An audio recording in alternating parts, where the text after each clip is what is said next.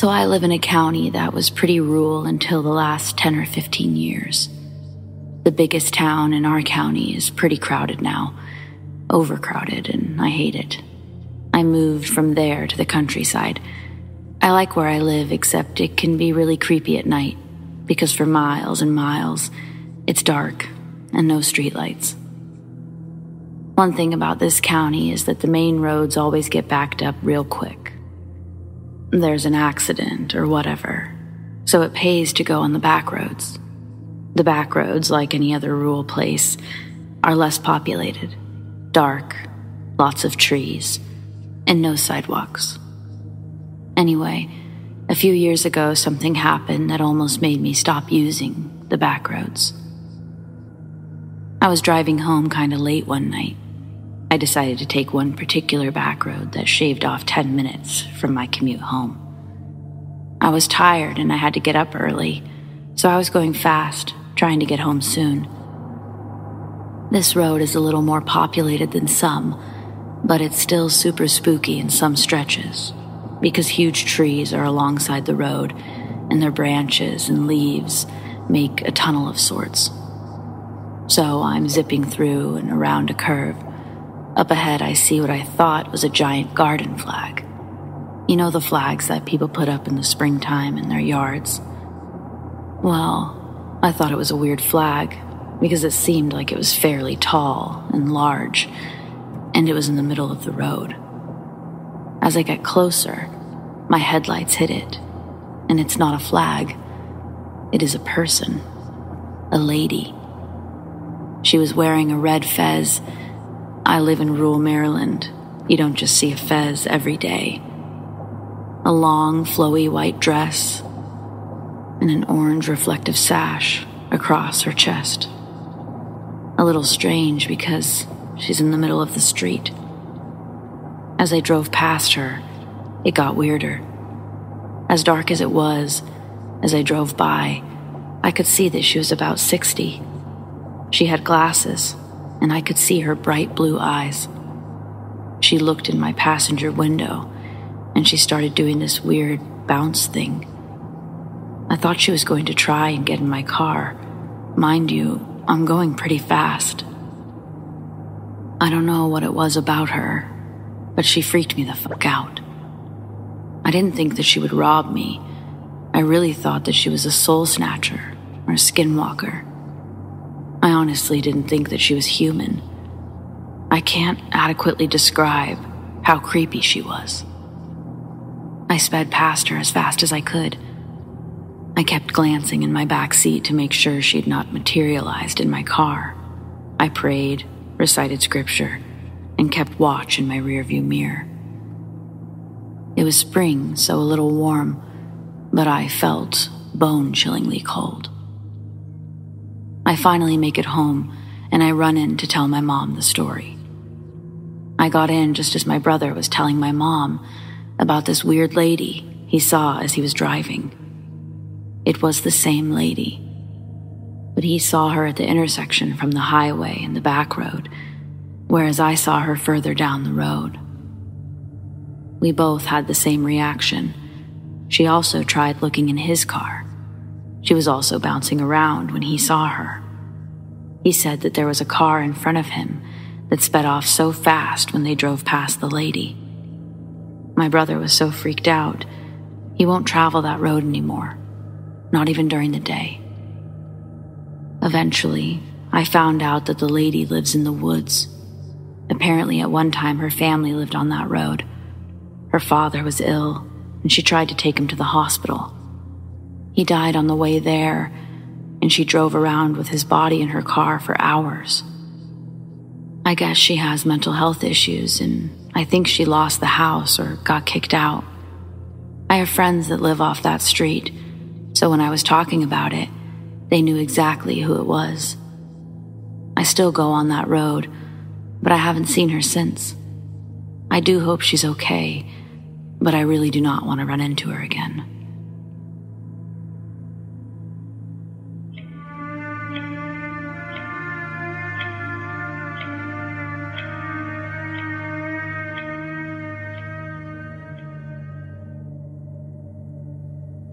This is something that happened back in 2006.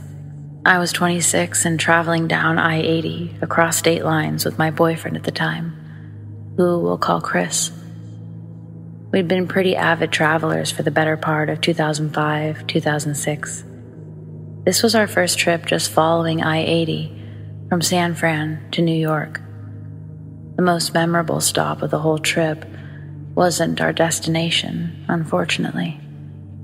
It was when we stayed in Superior, Wyoming, or just slightly outside of it, I guess. We'd wanted to stop there to spend a day in the ice caves, but we ended up getting there a little bit too late in the day to do the hike. So we decided we'd grab a room at the Mint Motel. That's when the first weird thing happened. I'm standing there while Chris checks us into our room, and a lady approaches me.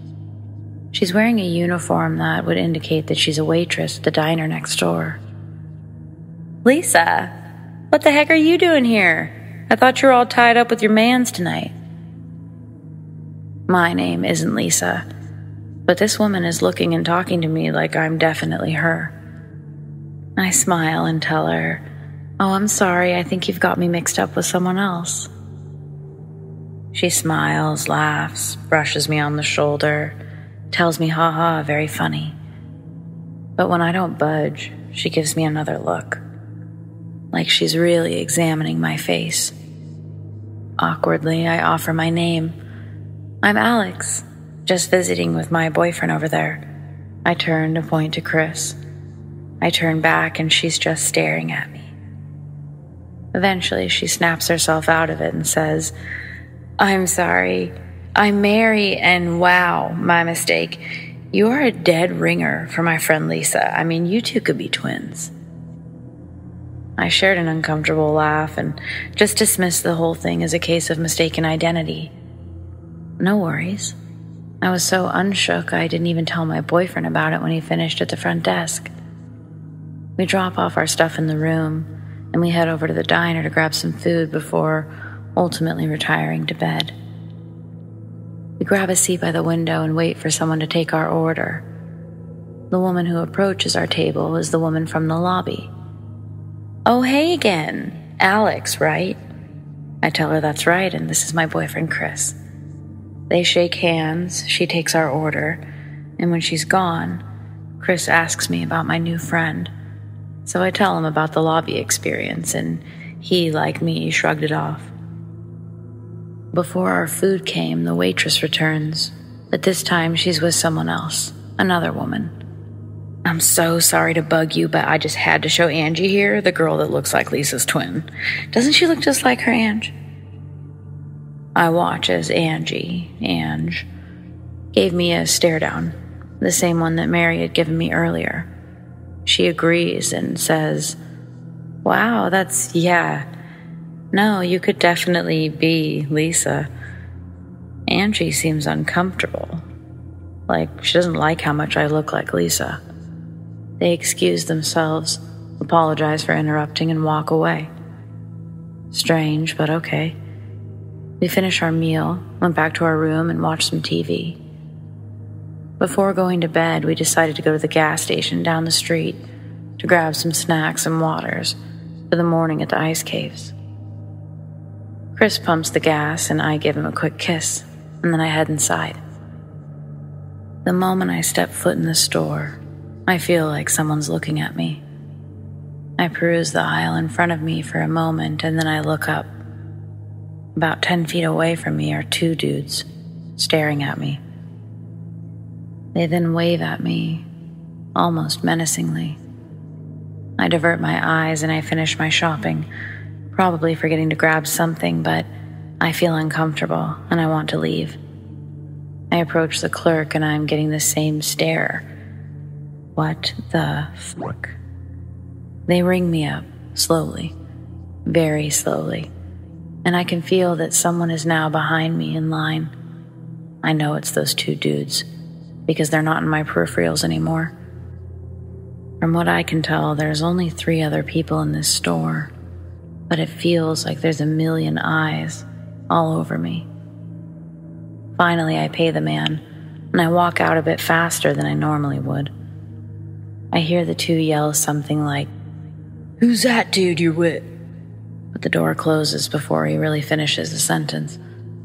Chris is done pumping the gas, and so I hop in the car. I know I'm acting nervous, so I just say, "Those dudes inside, they were staring, trying to talk to me. I'd rather we just get going before they come out." Chris doesn't hesitate, but he keeps looking inside the store at the guys, like he was trying to get a good look at them or something. Then he transitioned to looking in the mirrors, and so I start looking in the mirrors. I see a truck pulling out of the gas station where we just pulled out of. I ask him, "Is that them? In that truck? Are they following us?" He doesn't answer me immediately. We're about 200 feet from the motel when he starts explaining that we're going to pull in front of the office and get out there, that if these guys are following us, he wants them to have to approach us in front of people where it's well lit. Looking back, I see the truck is still behind us.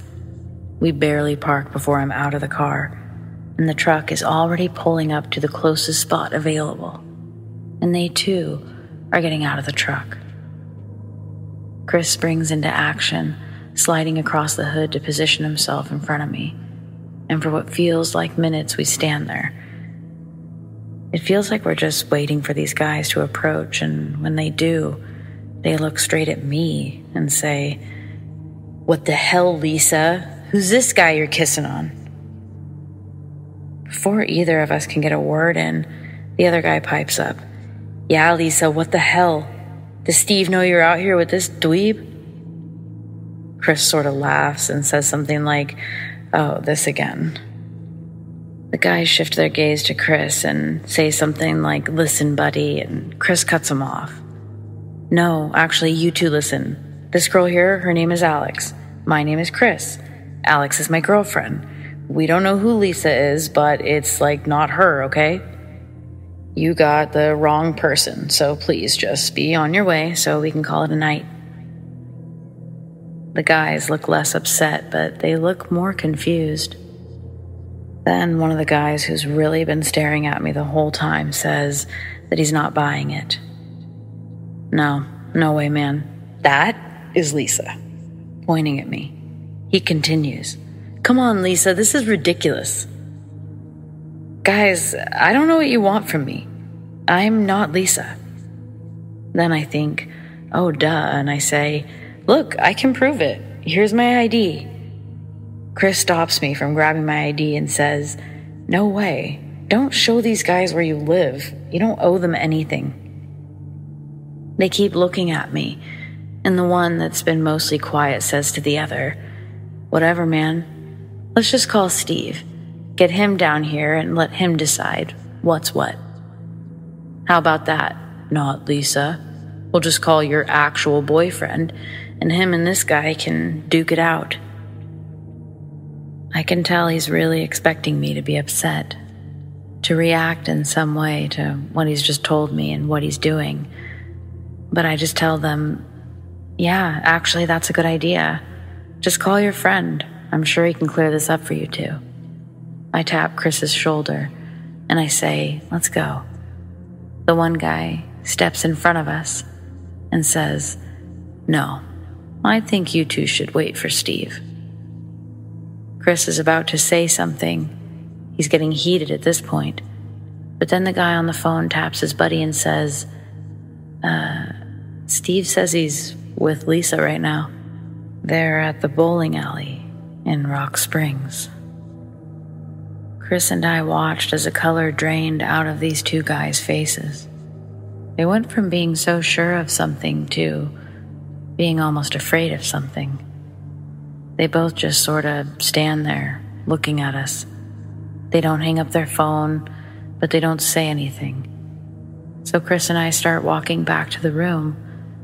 This time, they don't stop us at all. They just watch in disbelief as we walk away. I turned around 2 or 3 times, and they were still staring. After Chris and I talked about it for a while, we started kicking ourselves for not asking to see a picture of Lisa, or even get our last name so we could look her up somehow. We both agreed that all these people really thought I was this person. Their looks would go from, "I know you," even, "Hello, old friend." But then they would all turn to, "Okay, bye now," unsettling. We eventually fell asleep, but I have the strangest dream that night. It was me laying in bed, and then it was also me standing at the end of the bed. Somehow I could see both of me's viewing from a bird's eye position, but I could also change my position. Only when I was in bed, or when I stood at the end of the bed, I saw no one floating above. I could control what I was doing in this dream, or at least that's how it felt. I chose the bird's eye position, and I was waiting for something to happen. The room was well lit, but aside from my other self, I was alone. There was no Chris. The version of me at the end of the bed began to shake the one who was still laying in the bed. It looked painful, but I couldn't feel it. I woke up suddenly and was sweating. I felt pins and needles all over. Very unusual. Then I felt like I may be sick. I have no idea why. I stood up and I was very lightheaded, so I just stood there a moment. After about 30 seconds, I felt great, ready to go back to sleep, actually. When I woke up, I recapped as much of my dream as I could to myself, and I thought about it until Chris woke up. When I told him about the dream, he was sure that it was the result of us thinking about this other chick so much. He said he had a dream too, but he wouldn't elaborate other than, "Yeah, it was like she was your twin, or there's two of you. Basically the same dream, right?" So it's the next morning, and we're still talking about the whole event, and Chris says, "We should go see if anyone at the diner has a picture of this Lisa girl." I'm curious, but I'm also hesitant. I agree, and we head over to grab some coffee. I look around for Mary, the first person to mistake my identity, but she's not around. Chris starts to say something, but I get that lightheaded feeling again, and I can't hear him. I start to almost see what I can only describe as double vision, with more vivid colors. Then, as everything slowly starts to go back to normal, no colors or vision issues, I hear from my left a woman's voice. "Did you forget something, sweetheart?" Then she stops, looks at Chris, then back at me. Then she looks me over, examining my outfit, my shoes, and Chris pipes up saying, "Hey, she's not Lisa, and this might sound weird, but do you happen to have a picture of her, this Lisa, or do you know where she might be? Was she just here? Is that why you thought my girlfriend forgot something?" I squeezed Chris's arm, asking him silently to stop, and he just had to get one last sentence out. "Just any way to find her would be great." She stares at us for a moment, and then looks at me longer than necessary, says nothing. She just looks around, almost frantically, before saying, "No, I don't have any pictures. Sorry." And then she walks away, but all while still staring at me, terrified. I look at Chris. He shrugs. I tell him we're getting coffee somewhere else, and we walk away. We load into the car and we're headed to the ice caves. But I just don't want to be in this town anymore.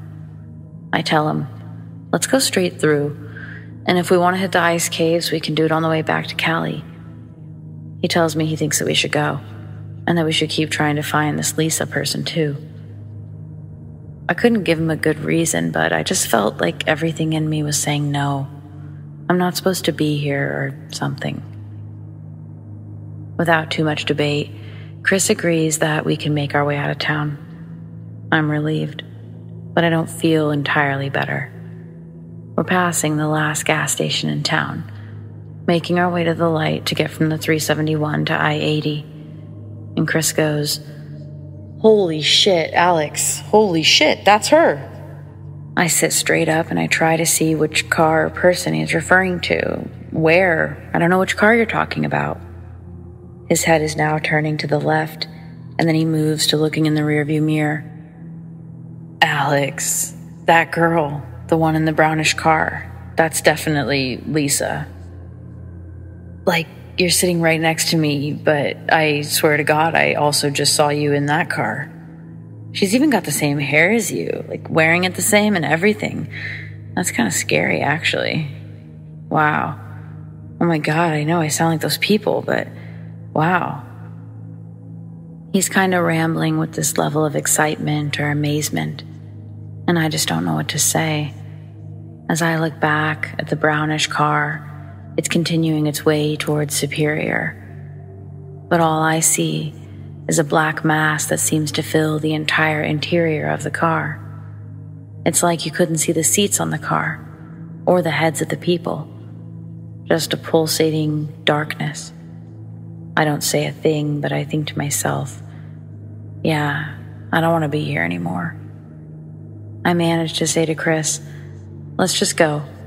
I don't really care. I'm not going to approach this person, so maybe let's just drop it." He doesn't seem to get it, and he insists that we turn around and follow these people. Get a photo or some shit.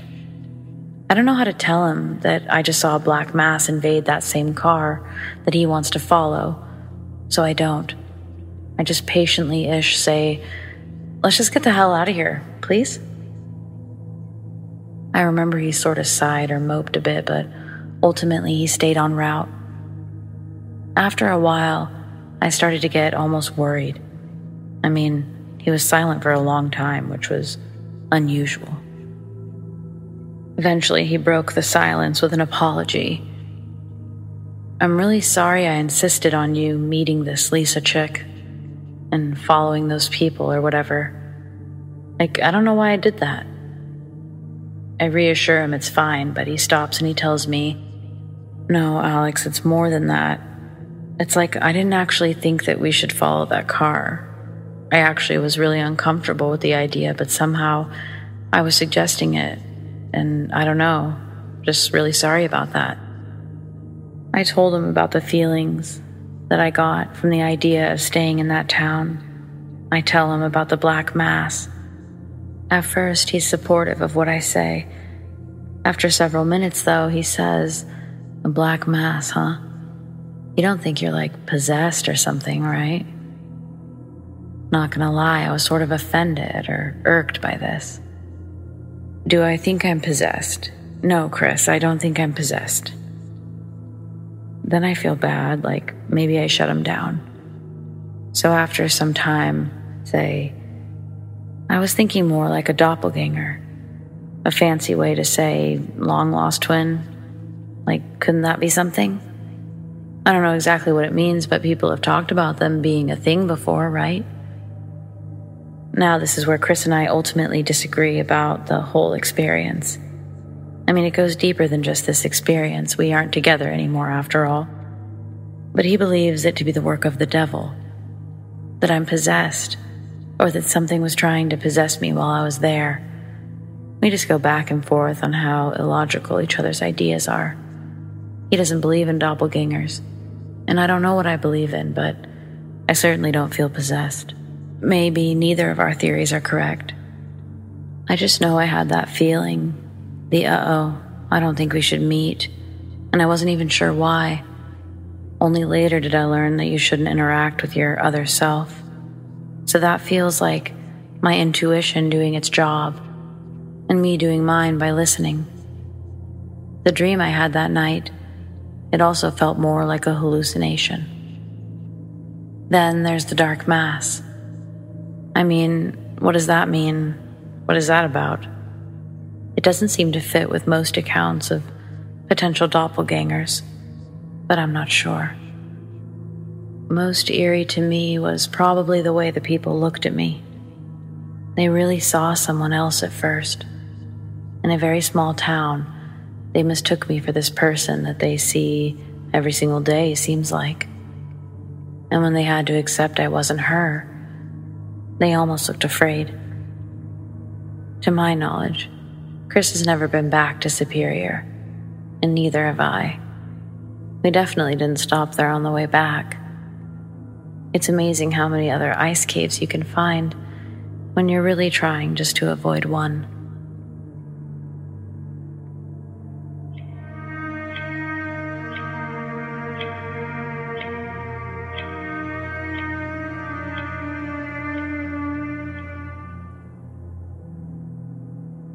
I visited a Costco that doesn't exist. 3 years ago, a few days after Christmas, I was hanging out at my parents' house watching National Lampoon's Christmas Vacation, as one does, and my mom turned to me and said, "Hey, we're going to Costco to exchange this pots and pans set that someone gave us. This one's broken." So I was like, "Oh, cool, I've never been to a Costco before." So we all got in the car and drove about 10 minutes away to a town I've been to a million times. This town is literally down the road from my hometown, and I'd been delivering pizzas in the area for years, so I knew it like the back of my hand. We turned down a road near my doctor's office, and I remember thinking to myself, I've been here a million times and I've never seen a Costco here. But I just figured I hadn't driven down that specific road in a while, and I didn't notice or forgot. So we go in and exchange the stuff and go home. Totally normal, nothing out of the ordinary. The next day, we all went to my aunt's house for a Christmas visit, and for whatever reason at dinner, I was talking about how convenient Costco was, and that they had such cool stuff and whatever. To this day, when I drive past that road that we took, I always think to myself, I gotta remember to get a Costco membership. They had cool stuff there. But being a procrastinator, I never gotten around to it. Fast forward to 4 hours ago. I'm sitting at dinner with my parents, my brother Ian, and his fiancée Jenna. My brother is talking about the apartment he and Jenna are about to move into. Approximately 30 miles away, so nowhere near our hometown, and this is important later.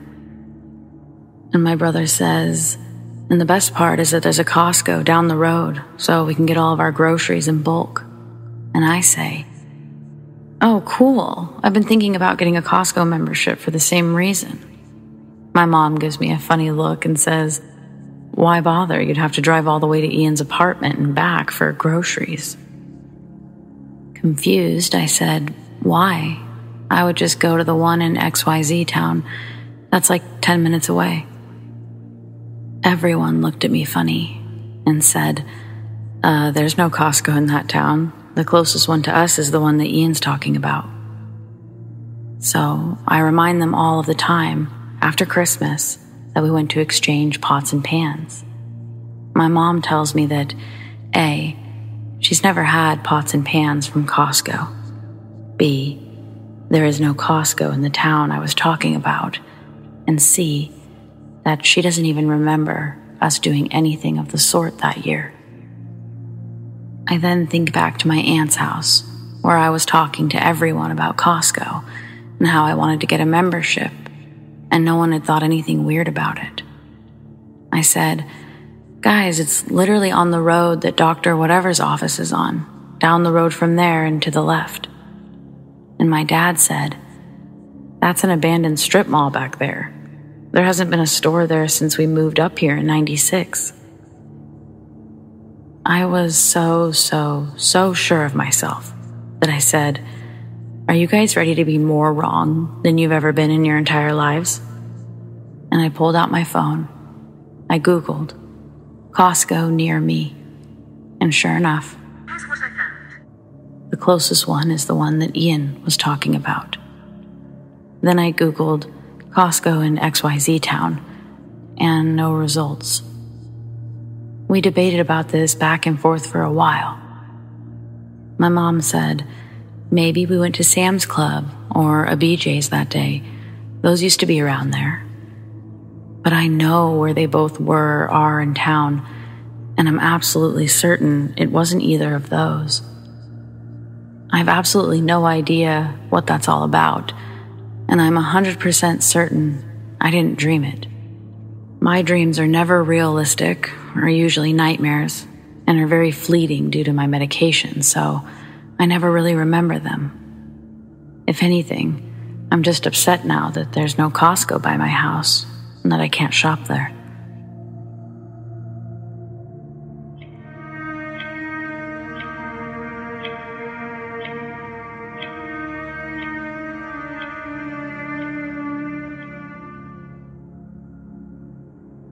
Today I decided to take a walk in the forest. No one wanted to come with me, so I went alone. I took some fruits and tea with me, and with music in my ears, I started my route. Eventually, I sat at a picnic table because I wanted to eat something. I turned around and there was a woman with a small dog, which I hadn't heard them because of the music. I put my backpack on the bench and I looked over at the woman again, and she wasn't there. I searched for her for a short moment because I thought she was behind a tree or turned around and left. But there was nowhere that she could have gone because I've seen all of the ways that someone could have gone. Some other people came after that, and I still saw them after about 5 minutes. The lady, she wasn't wearing a white dress or something creepy, only a jacket and jeans like any other woman in her 40s or 50s would wear.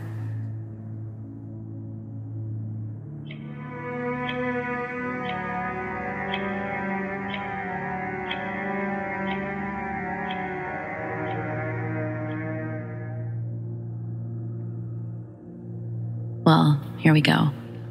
This is the story about when I started believing in the paranormal.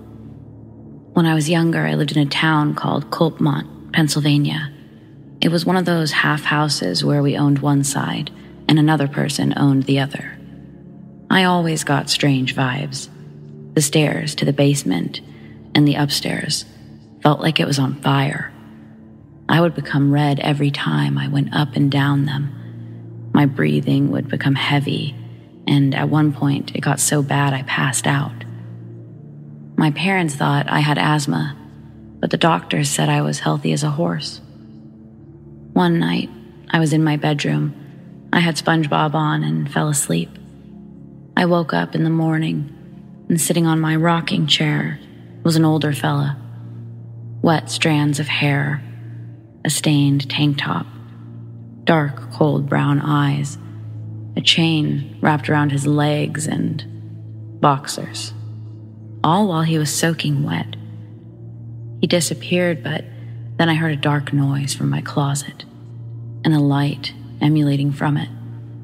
I opened it. It was my Furby.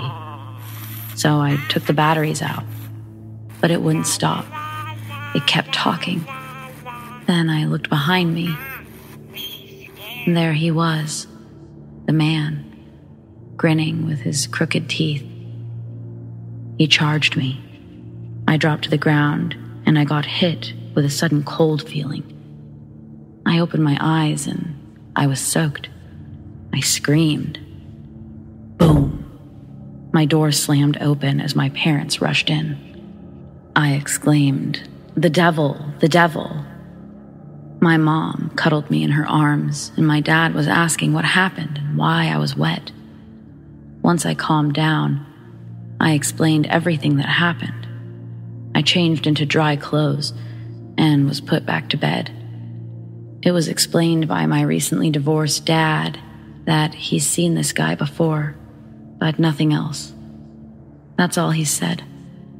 Now, me and my mom are living together. The demon was taunting me, and fast forward to 2021. Me and my dad had a big fight after he got water dumped all over him. And then he ran at me and beat the shit out of me, which we went to court for. I'm safe now, but I'm still shocked by these events.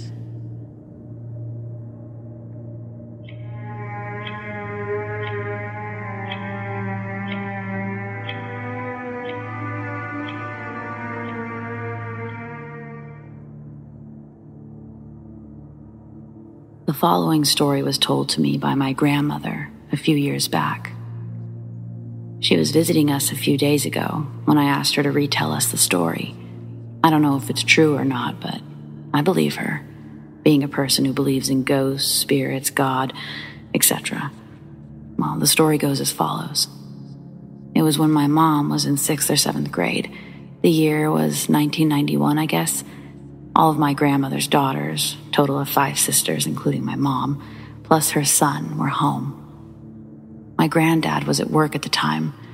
It was around 9 p.m. at night. All my aunts, including my mom and my uncle, were all huddled in the bedroom with my grandma. Then there was a knock on the door. My grandma, being the brave woman she was, went to answer the knock. Before she opened the door, she asked who it was, and to her shock, someone said, "It's me. Let me in." The only catch was, it was my mom's voice. Nana, what I call my grandma, was shocked to hear it. It was obviously not possible that it would be my mom, as she was sitting inside. Now, after hearing the voice, my Nana knew that something had to be done to protect her kids, so she told everyone to grab a weapon.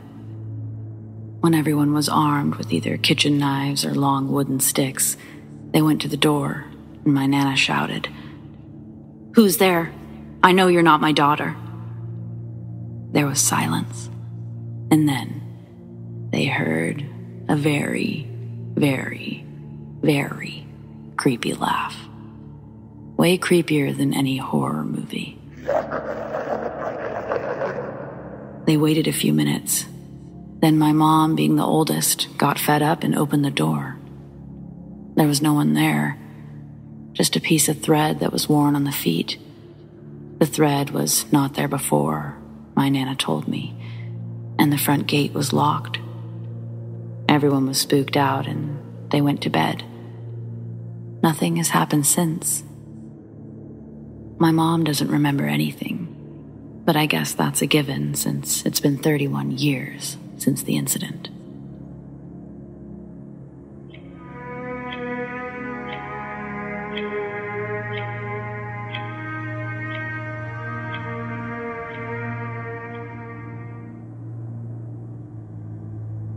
I was taking a shower and just staring aimlessly at the shower head, dreaming and pondering of the things that one ponders of during a shower. The shower head had a mirrored surface, and I slowly realized that though I was staring directly at it, my reflection's eyes were looking off to the left. For a moment or two, I wondered how that was possible, and what trick of the beveling was causing my reflection to be looking away, when suddenly my reflection's eyes shifted and looked directly at me, and they continued to return my gaze for the rest of the shower, as if nothing awry had been happening. It's never happened before or since.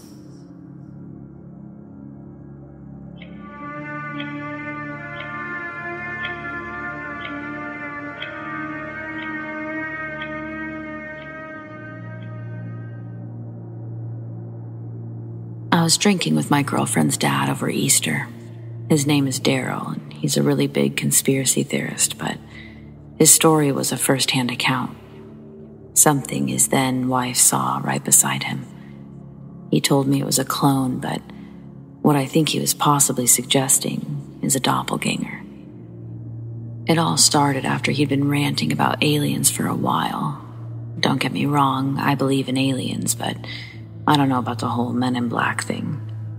Anyways, my girlfriend and I asked him what was the wildest thing that he's ever experienced firsthand, possibly something he had a witness for. Before he starts in, he tells me and her that he doesn't like this one very much, that it's heavy, he warns, but continues with, "It's what we're looking for, but it's heavy." We tell him it's cool, proceed. Just so you all know that are reading this, it's not cool.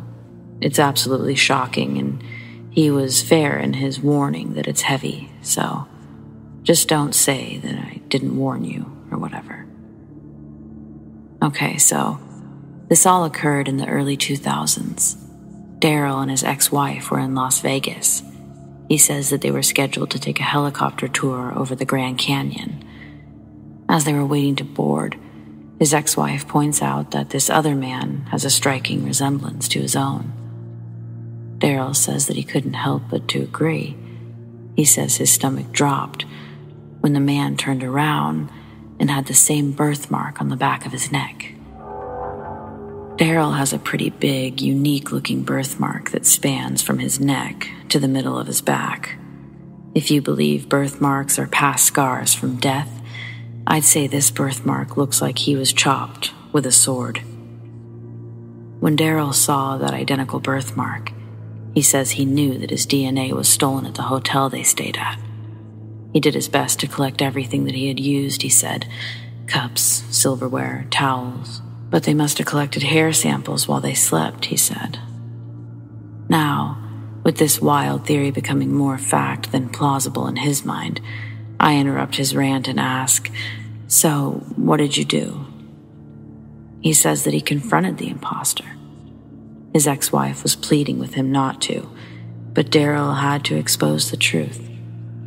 So he walks up behind this guy, grabs him by the shoulder and spins him around. It was like looking into a mirror, he says. Both men just stood there, staring at each other, the same shocked expression. But with the hunch of this man possibly being a clone, Daryl tells me that he starts grilling the guy, asking him his activation date. That's when his ex-wife grabbed him and then apologized for her husband's behavior. Soon, the pilots came out and everyone was separated into 4 groups for the helicopter ride. Lo and behold, Daryl's doppelganger, aka imposter clone, is paired off in his group. Daryl says that his clone looked intimidated getting onto the helicopter with him, but also that he didn't seem to be with anyone, just a guy going on a ride by himself. Daryl's ex-wife threatens divorce if he makes a scene. The first leg of the sightseeing tour was fine, but as the helicopter was returning to the south rim of the canyon, the man with the identical features as Daryl, the doppelganger, he gets a glazed look over his eyes. He takes off his headphones, stands up, walks to the exit door, and pulls it open. Everyone starts freaking out, the pilot yelling to close the door. Meanwhile, Daryl's struggling to unbuckle his seatbelt, and the man turns to look at all of them, and then just steps out of the helicopter. Daryl says he finally got his seatbelt free, but all he could do was close the door. For the most part, everyone was silent, except his ex-wife. She was melting down, as Daryl put it. Nobody knew why he did it. Daryl actually paused when he got to that part. My eyes were glued on him. I was sort of in a shocked state from what he'd just told me. I didn't have any questions for him this time. As I looked at him, I just thought, damn, he was there. This story, surprisingly, didn't end with a wild conspiracy rant, though it did start with one. This one, it was different. I could tell that he had experienced something truly life-changing. He says that his ex never got over that one, pinning this incident as one that started their long road to an inevitable divorce. Daryl finished by telling us that they read in the morning paper police had found his body deep in the canyon later that day. No other information was reported about the man.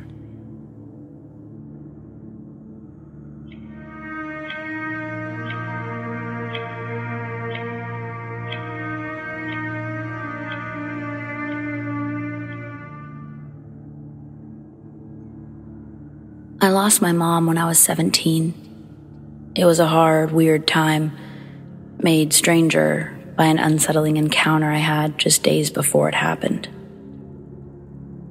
It was summer 1999, and I was outside of Disneyland, waiting to get through the initial gates to purchase tickets.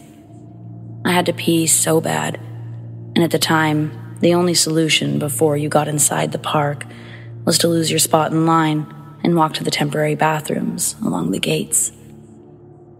Luckily, I was with 2 friends, so I didn't lose my spot, just needed to be quick enough to not miss my spot at the gates. I use the bathroom, and as I'm leaving, I hear a woman's voice. It sounds almost just like my mom's voice. Nisi, Nisi. My name is Denise. Nisi is what my mom and only my mom called me. I turn around and I see a lady standing in the middle of the bathrooms. A woman who is not my mom, staring at me. She's dressed like a normal woman. Brown hair, middle-aged, jeans. Yellow Disneyland t-shirt, white visor. It was normal for the time period anyway. But her face was off. Her eyes were. Like they were staring in my direction, but almost looking through me. Previously, this woman was not there. Maybe she was, but if she had been, she was hiding, and that was unsettling. But even more unsettling was her speaking again while staring at me. Nisi, I love you. I love you so much. Hey, what the hell? Who are you? Why are you using my name? It's Mama, Denise. It's Mama. And I love you. Okay, lady, fuck off. I stormed out of the bathroom. For some reason, I knew I was gonna cry. And then I did. Not a full ugly sob, but tears were just falling from my eyes as I tried to gather myself and head back to my friends. I had an overwhelming urge to call my mom, but this was a few years before I had an active cell phone. Walking away, I heard the same woman yell out. This time her voice was slightly different. I'm sorry, miss. I'm so sorry if I scared you. Denise. I just kept walking, faster and faster. But I could feel someone gaining on me. I turn back and it's the woman. I stop in my tracks. I'm close enough to where my friends can see me, and I turn to the woman and I tell her to stop following me, please. But as she approaches me, I feel a wave of extreme comfort, and instantly I want to talk to her. As if she can sense this about me, she grabs my hands. I don't react or pull away. I just look into her eyes. Hers looking back this time, appearing more human, like she's really looking at me. Hold the ones you love tight. There's nothing else you can do. She loves you so much. Even I could feel that. Eventually it will all be okay. You will get through this. She lets go of my hands and starts to walk away. I'm left there in almost a trance-like state. I can't call out to her. I can't chase her. And then I hear my name again. This time it's coming from my friends. Denise, hurry up. Eventually I break my concentration. I look over at my friends who are quickly approaching the gate. I dash in their direction. I look back and the woman's gone. They both ask me who I was talking to. Normally, I'd want to gossip and tell them everything. Except that's not what I did. I just said that I didn't know her. I helped her find something in the bathroom and she was saying thank you. I still don't know why I lied. 2 days later, my mom was killed on the job. She was a state patrol officer and was struck and killed on the highway by a reckless driver while issuing a ticket for another driver. She was 42 years old. At her vigil, the paramedics on scene, who also happened to be friends of my mom's, told me that I was the last thing she spoke about, calling out, "Nisi, I love you. I love you so much." I've missed her every single day, and that never changes.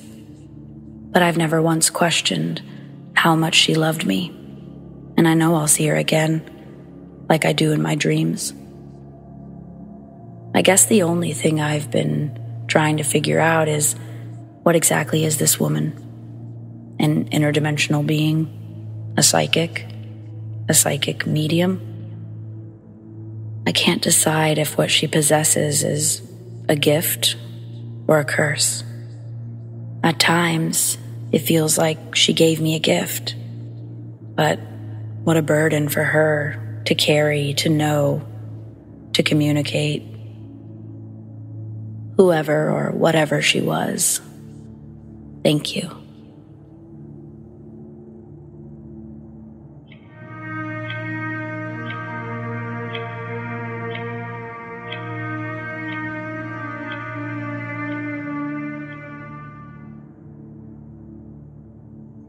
When I was a young kid, around 4 or so, we lived in a small house in Florida. My parents had bought the house right before I was born. I vividly remember going into my bedroom one day and sitting on my bed. There was a window directly across from my bed, and the sun was shining in through the window. I remember pulling out a blue notebook that I loved.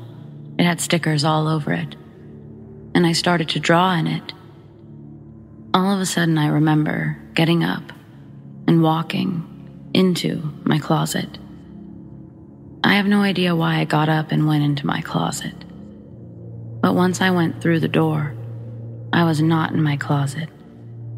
I was walking down a path made up of pebbles, and all around me were tables with yellow umbrellas, like patio tables that have the hole in the middle for the umbrella. The sun was shining brightly and people were talking and laughing, and I could hear water splashing. For some reason, I remember feeling really happy and excited about this cool place. I couldn't see a pool, but I could hear the water and the splashing, and I could see the tables with the umbrellas and feel the sun. I loved going to the pool, and everything felt safe. And it was so sunny that I felt really, really happy. I looked up to see a man on a very tall chair, and he looked down at me with the kindest eyes, and he gave me a little wave. I remember I waved back, but started to look around, curious as to where I could go swimming. The next thing I remember, I was back sitting on my bed, and the sun was still shining in the window, and the notebook on my lap. I felt so sad and disappointed. Being 4, I literally went out of my room and found my mom and demanded to know if we used to have a pool and tables with yellow umbrellas. I remember this clear as can be. She paid me very little attention but laughed and said, "No, we never had a pool or a table with an umbrella." I remember being super disappointed that there was no cool water park or whatever that I could access from my closet. Fast forward many years to when I was grown and married with 2 kids of my own. We'd moved to Texas when I was a teenager. My mom and I were looking through old photos, and there's a picture of our house in Florida, taken from the outside. My mom says something like, "Do you remember much about that house?" And I said yes. Actually, I remember a lot about living there. And she says, "Your dad and I bought that house from a lady whose husband had died. He'd been a lifeguard who actually wound up saving someone and then promptly had a heart attack right beside the pool." The memory of going into my closet at 4 years old did not come back to me immediately. I'd all but forgotten about it and probably chalked it up to being a dream. Later, it hit me. My mom had never told me about the lady she bought the house from in the 80s until that moment. The whole thing came back to me and how I couldn't have been asleep. I remembered the bed and the window and the notebook so clearly. I also remember feeling so excited about what I was seeing and so disappointed after. Looking back, the tall chair that I saw, it had to have been a lifeguard's chair. It was crazy, and I have no explanation.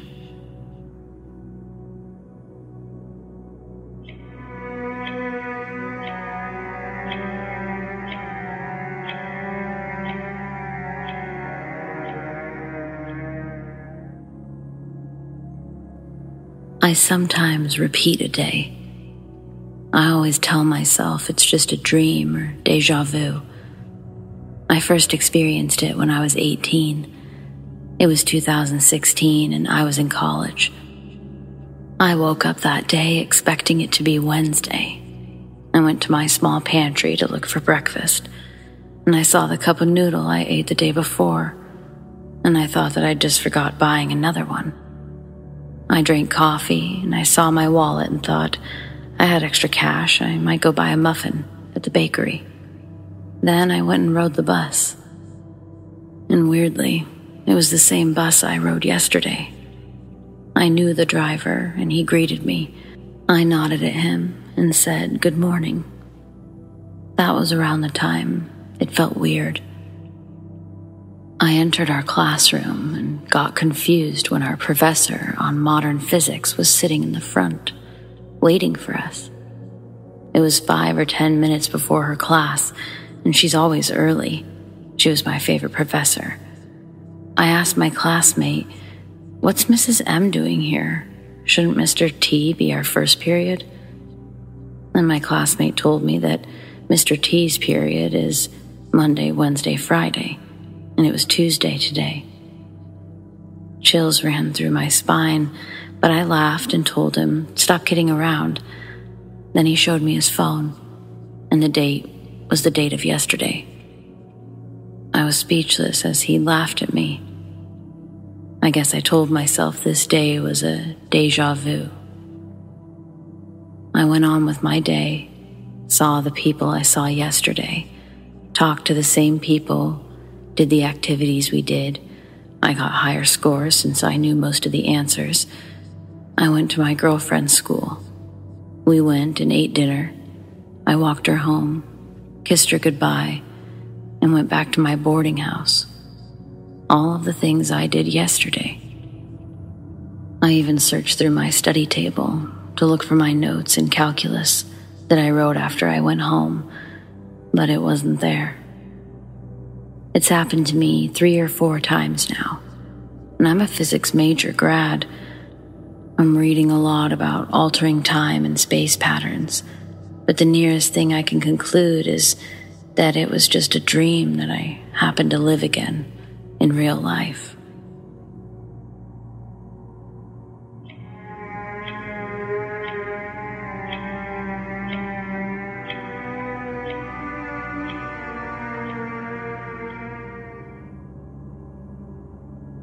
Back in 1996, I got a tent house for Christmas.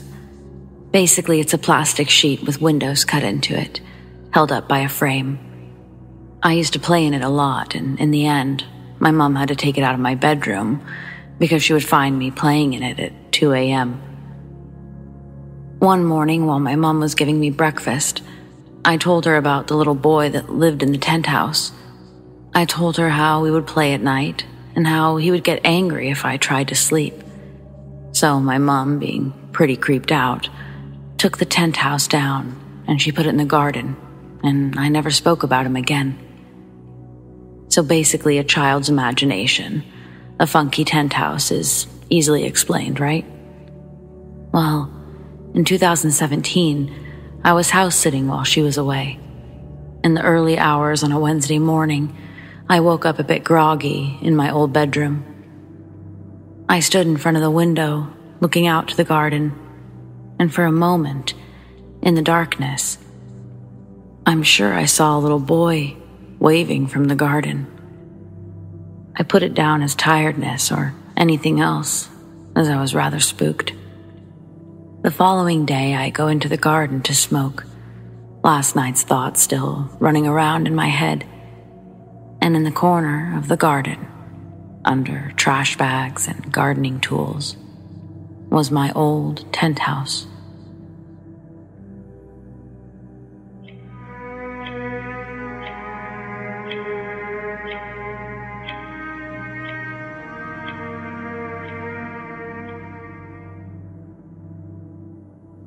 I think I may have died in a car accident in an alternate reality last summer. Last summer, I was driving on the freeway. I was in the car by myself, and it was a clear, sunny day. Not a cloud in the sky. There was a semi about 50 feet ahead of me, and a red car a couple of lengths behind me. I looked down for a split second to adjust the volume on the stereo, and when I looked up, a thick fog had rolled in, and the semi, in front of me, was on its side, sliding sideways towards me, fast. I knew I was about to die, with absolute certainty. I felt panic, but also this crushing devastation that I wasn't going to be there to see my daughter grow up. I've never felt anything like that before or since. Blind terror, overwhelming sadness, the knowledge that this was the end, and grief because I wasn't ready. I opened my mouth to gasp or scream or something. I must have blinked in that moment, because suddenly the day was sunny again. The semi was upright and driving normally, still about 50 feet ahead of me, and the red car was still a few car lengths behind me. I was shook. I had to pull over on the freeway to have a meltdown because seconds before, I'd been about to die. I just sat in the car for a few minutes in shock. I know what I experienced. I was 100% sober. I have never hallucinated. I'm a very sensible, skeptical person. But I cannot explain what happened that day. Premonition? Did I die in an alternate universe? Has anyone else experienced something like this?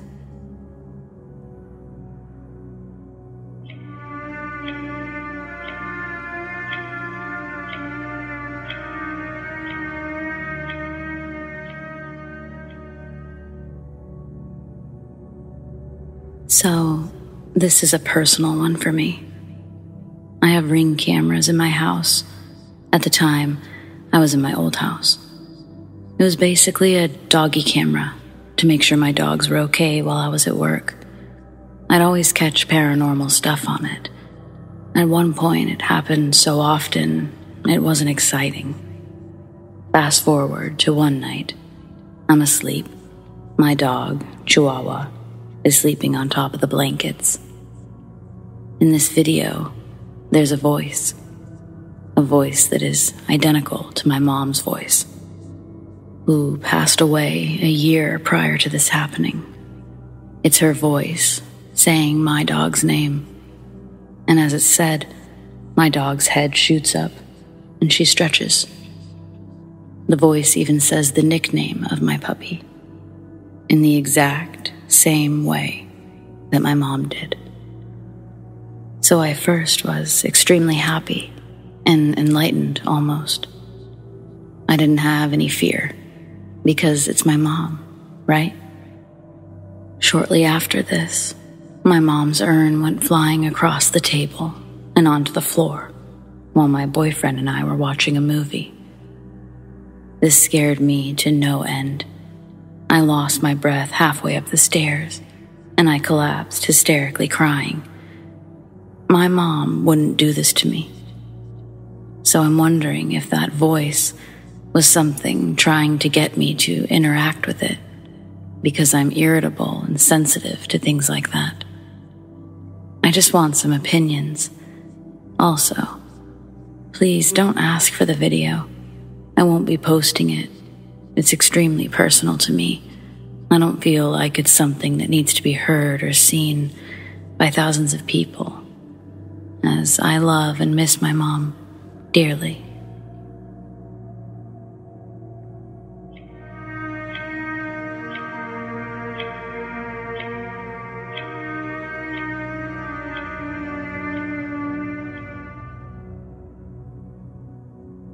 When I was younger, I used to feel the sensation of a raindrop hitting my head or face while inside. I never connected it to anything, but I always found it so strange, the sensation. Strange yet somewhat insignificant. Like, I couldn't tell you where I was each time, but I know I started paying closer attention to it when I started experiencing it outside my own home. There was a sleepover once with a couple of girls from my brownie scouts. The girls' house was one where you walked in immediately to a landing. You could go up a flight of stairs to the kitchen, bedrooms, etc. And down a flight of stairs there was essentially a basement with 2 windows and a back door. That's where we all set up our sleeping bags for the night. There wasn't a working bathroom in the basement, so I remember before everyone went to bed and it got totally dark, I made my way to the bathroom upstairs. As I was making my way through the doorway towards the stairs, I felt 2 raindrops hit me on the head, one on the top and one slightly near my right cheek. I looked up, as I usually do, to see if there was a source for the drops. There was nothing. I touched my head with the tips of my fingers, and though it felt slightly wet, there was no actual moisture on my fingers. I enter the doorway and make my way up the first 2 steps. I'm taking my time because it's darker than I'd like it to be. Right as I get halfway up, there's a cold sensation that runs from the top of my head towards my fingertips. Directly ahead, I see a shadow. It's shaped exactly like a person, somewhat taller than me. Instead of freezing in place as I may have wanted to do, I reached forward towards the light switch on the wall. As soon as I flicked the light, it was gone. No more shadow, no person. So I shimmied up, and on my way back down, I went just as quick. I couldn't bring myself to turn the light off. It wasn't until I was in high school that someone else shared that they experienced the same thing. Not the shadow person, but the raindrops. She was a friend of a friend who we'll call Sarah. It was summertime in Northern California. We were in a new hangout spot, Sarah's neighbor's garage. Not your average garage. It was insulated and furnished. It honestly felt more like a large bonus room, fully equipped with a TV. I didn't drink, but everyone else was, smoking too. I was sitting on the recliner, half listening to 3 different conversations, when suddenly I felt a raindrop hit my head and trickle down. I reached up quickly to feel and see the moisture, but as usual, I saw nothing. From across the room, on the other recliner, I hear an elevated voice. Hey, you felt that too? Sarah made her way over to me and basically started asking me how long I felt them. Did I usually see anything or feel anything else? Our stories were basically the same, except she'd never seen anything like a shadow, but she'd seen things move. Small things like her little brother's toy, and this other thing that's hard to describe, but I knew it instantly when she tried to explain it to me. It's like a wooden skeleton or person-esque doll. No features, and you could move the limbs around. They were bendy and springy in a way. Well, the only way that they could move is if you made them move. But she swore that she'd seen it move on 2 occasions, in the same room, just before she felt 2 raindrops on her head, with no source for the moisture. This was in a classroom at her middle school. We both agreed that we'd felt the drops inside and outside, but had noticed them inside the most because it was, well, uncommon. I have no idea what any of it means, but I've always found it so strange. Sarah told me her grandmother says that it's a kiss from an angel. I don't know how much I believe all of that, but it sounds nice. Has anyone else experienced these phantom raindrops? What do they mean?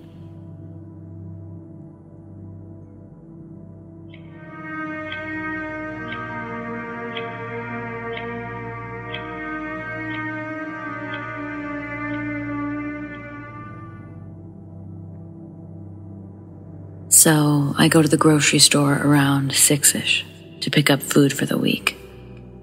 I use the self-checkout and I'm walking straight towards the automatic doors to leave, and a couple walks in. The girl catches my eye because she has a very detailed tattoo of a dragon on her thigh. I admire the tattoo for a second just as she slightly stumbles onto the floor mat, which causes her glasses to fall off her face and onto the floor. She bends down to pick them up and proceeds past me. I get home, cook my meals, which takes an hour or so. I go into my bathroom and my cat has knocked over my toothbrush, which is now being chewed by my dog. I have no extras, so I hop back in the car and go back to the grocery store for a toothbrush. It's around 8-ish. I grab the toothbrush, but this time I have to go to the regular register because self-checkout is closed. My route to the doors is different this time. I have to walk down an aisle in front of the registers, and the doors are to my right. Just as I'm getting to the door, the same exact couple walks in. The dragon tattoo is a dead giveaway. The girl then stumbles on the floor mat, drops her glasses, and then kneels down to pick them up. No expression, nothing. I literally made a what the fuck face and felt so confused. I got back in the car and just thought of the sheer amount of coincidences that just happened. I see this couple once. The girl drop her glasses and pick them up. My dog just so happens to chew my toothbrush, causing me to come back to the grocery store hours later. Somehow this couple not only needed to come back to the store, but do so at the exact same time as where we meet in the exact same place and manner. I just now have a different point of view. Then the cherry on top, the girl stumbles and drops her glasses again. Shit was weird.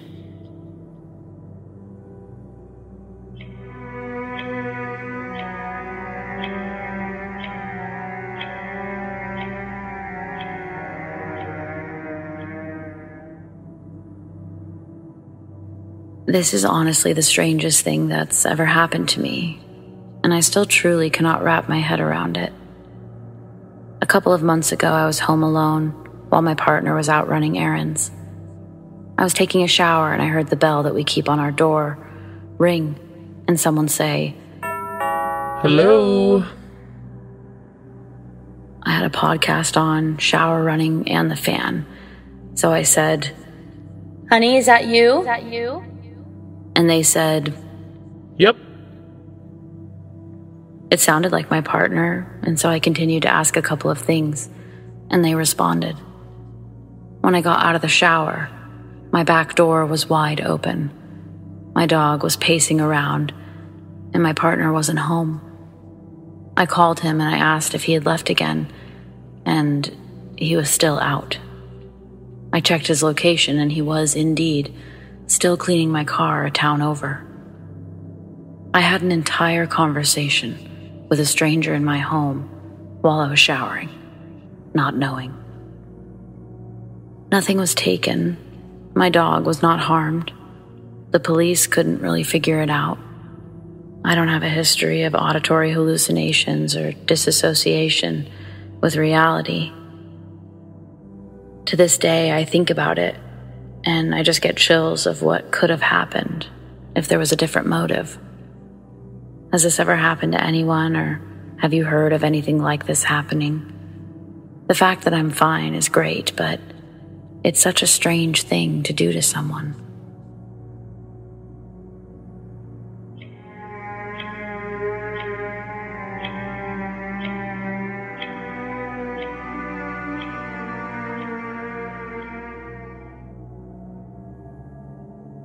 I woke up last night and saw my dog waiting outside the door to be let in.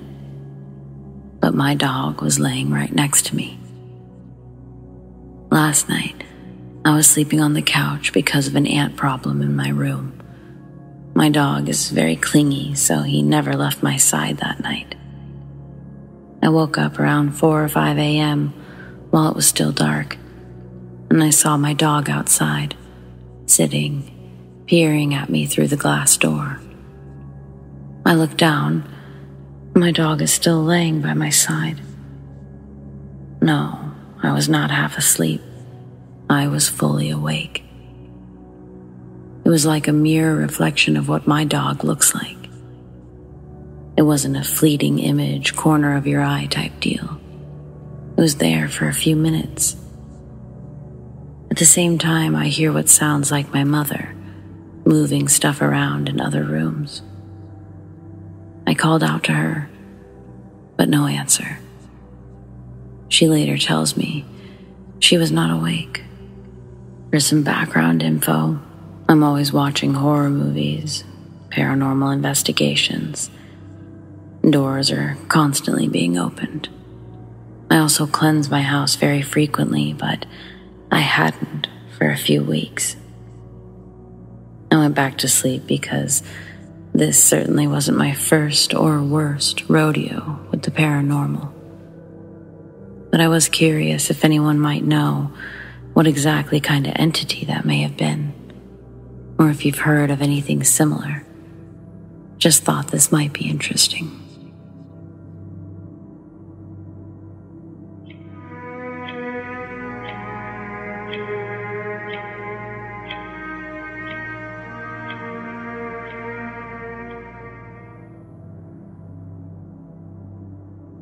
I don't know if you can classify this as paranormal, but it's definitely the weirdest thing that's happened to me. Luckily, it hasn't happened in a while, but it all started when I moved into my house 3 years ago. I'm a pretty neat and tidy person. I'm somebody who has labels, everything has its place, and I live alone. On top of that, I don't own a lot of things. And I know all of the things that I own. So when I started seeing a white rope just appearing out of nowhere, I got concerned. It was the morning after I moved in, and I was sipping coffee in the kitchen, looking out the window to the backyard. I saw in the middle of my perfectly mowed lawn a white rope, probably 3 feet long, half an inch thick, just sitting there. I remember picking it up and throwing it away. I had no use for it, and it wasn't mine. I assumed that maybe it had come off of the moving truck, something like that. But the next morning, I saw the white rope again, this time in the driveway. Maybe it fell out of the garbage, I told myself, putting it back in the garbage.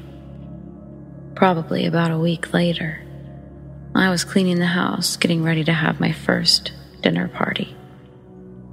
I was taking the garbage out back, and just outside of the garbage that had already been picked up days before was the white rope. Again, I explained it away, throwing the rope in the garbage can, taking it out, putting it in a bag, and then putting it back in the garbage can. The next day, after my dinner party, I was cleaning up, and as I took everything out to the garbage, I saw the white rope. This time it was draped over a tree branch in my side yard. I took it and threw it away, and inside the garbage can, I saw the bag with the other white rope. And so I ripped that out. But there was no rope in it. Just a bag. This went on for weeks, and it got to the point where I just stopped moving the rope, and I watched it move to different places every day, every other day, with no explanation. I eventually set up cameras, and that was because I found the rope in my house, just in a pantry, like a closet, perfectly rolled up. Same rope, same length, material, width, just inside now. I put it in a bag, I put it in the garage, and now I just, every once in a while, find it in a different spot in the house. A few months ago, I set up a camera just to film the bag and the rope itself. It was almost 2 nights of filming, and I didn't catch anything, and it hasn't moved since. So I don't know if I scared it, or it just doesn't want to communicate anymore. But there's definitely something going on with this white rope. Just have no clue what that is, and would love some help with that.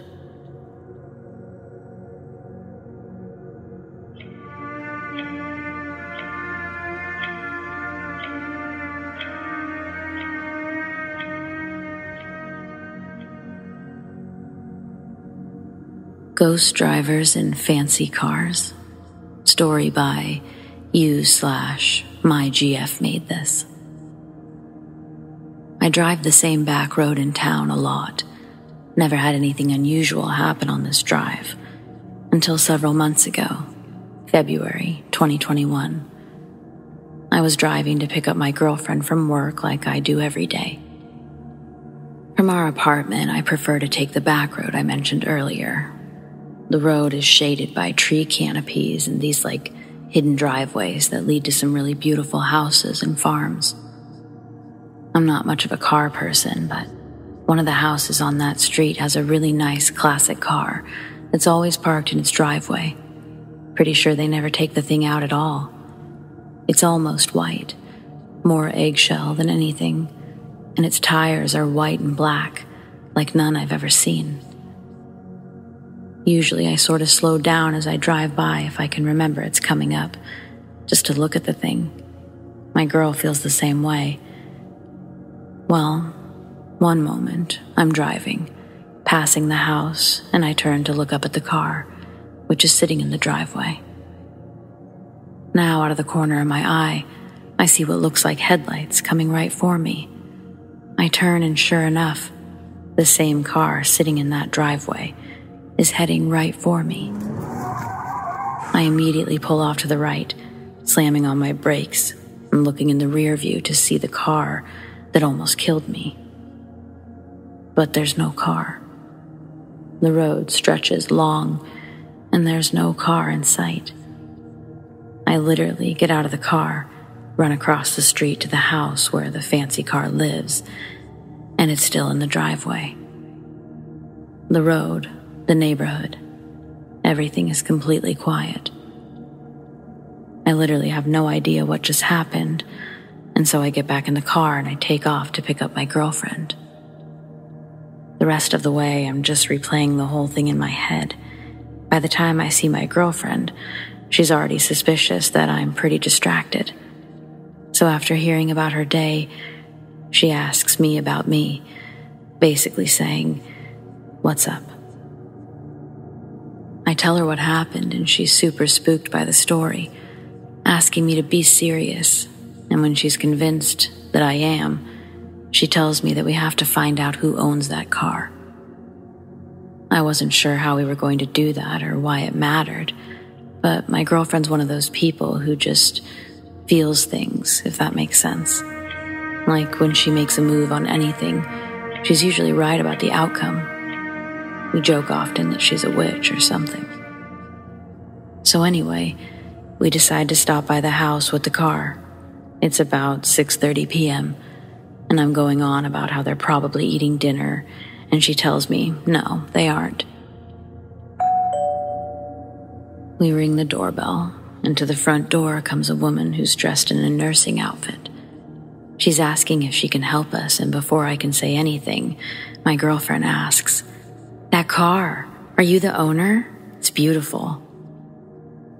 The nurse introduces herself as Mary and tells us that the car belongs to her boss, and she says it actually belonged to her boss's husband, but he's since passed away. I can't remember the name she gave or if I should even post it here, but she tells us the wife, her boss, can't drive, so the car just sits here, and that every time they've tried to sell the car, it just wouldn't start. Only when no buyers were around did the car start up perfectly fine. We thanked Mary for her time, and we headed back to our car. I was sort of awestruck that something came out of this little pit stop we made. My girlfriend just smiled and told me, "That man definitely tried to run you off the road." I asked why in the heck would he want to do that? And she told me, "It's your infatuation with that car. You slow down to look at it almost every day. I think you make him nervous." Nervous? Well, he almost killed me or whatever, so I don't know about that guy. Maybe he's not so nice. And his car, as nice as it is, it's definitely haunted.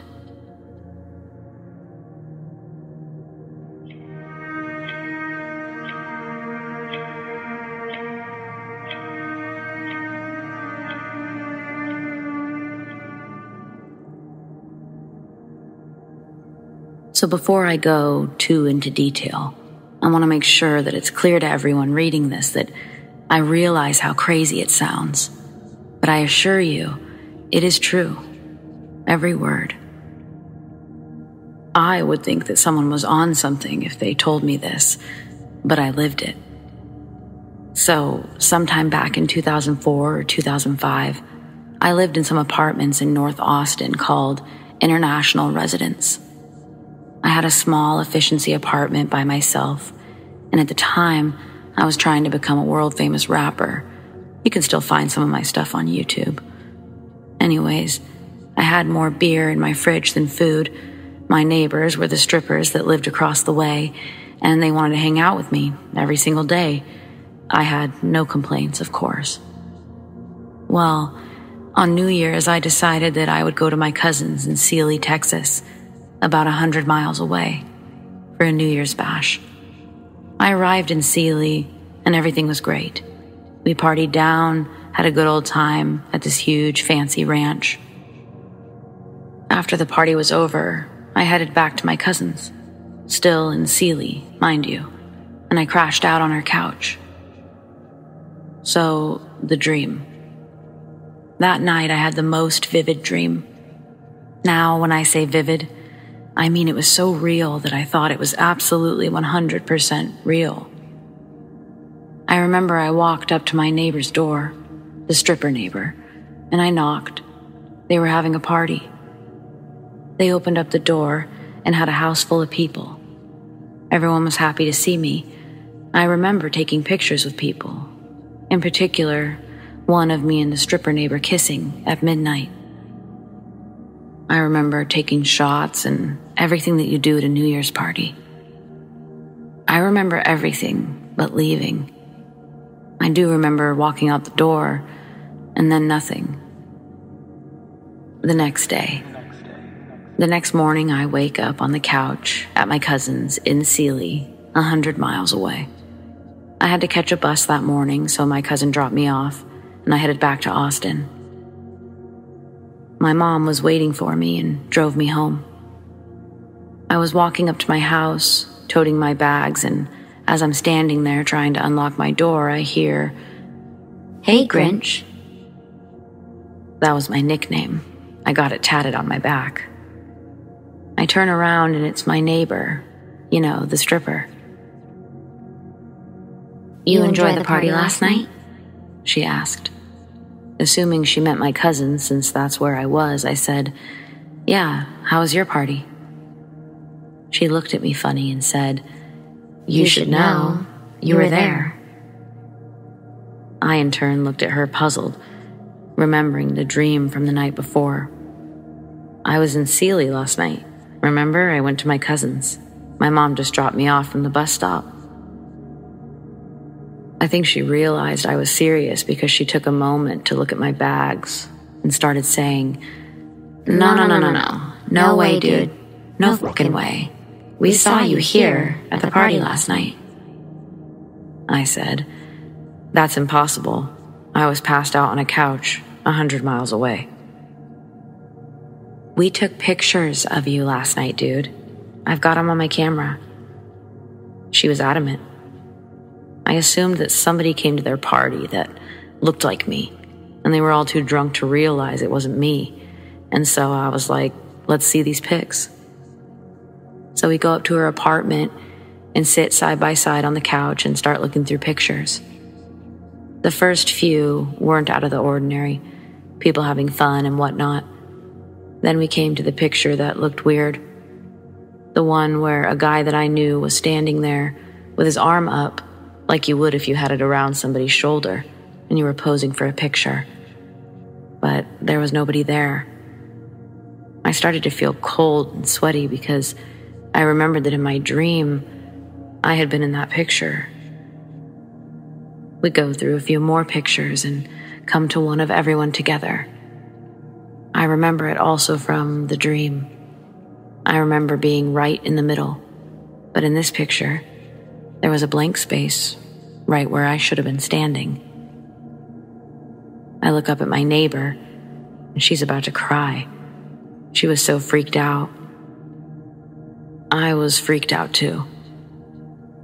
Before she went any further, I told her about my dream and asked, Did you take a picture of us kissing at midnight? Yes, I did, she said excitedly, frantically looking through the pictures. Then there was a close-up selfie of my neighbor kissing air. There was nobody there. It was marked 12 a.m., January 1st. She dropped the camera and started pacing around saying, No. That's crazy. There's no way. As the day went on, more of her friends showed up, and every single one of them said they for sure saw me there, and we all marveled at the implications of what this meant. Years later. So I was probably 25 when this happened. I'm 41 now. I lost contact with my stripper friend and the people I called neighbors, as people do. But often I think back about that night, and I try to wrap my head around it. I looked it up and I believe I performed, if that's the word, astral projection. I would really like to know if anyone else has had experiences like that, or even know how it was done. I've never done it before or since. Leave a comment if you have any ideas, comments, stories.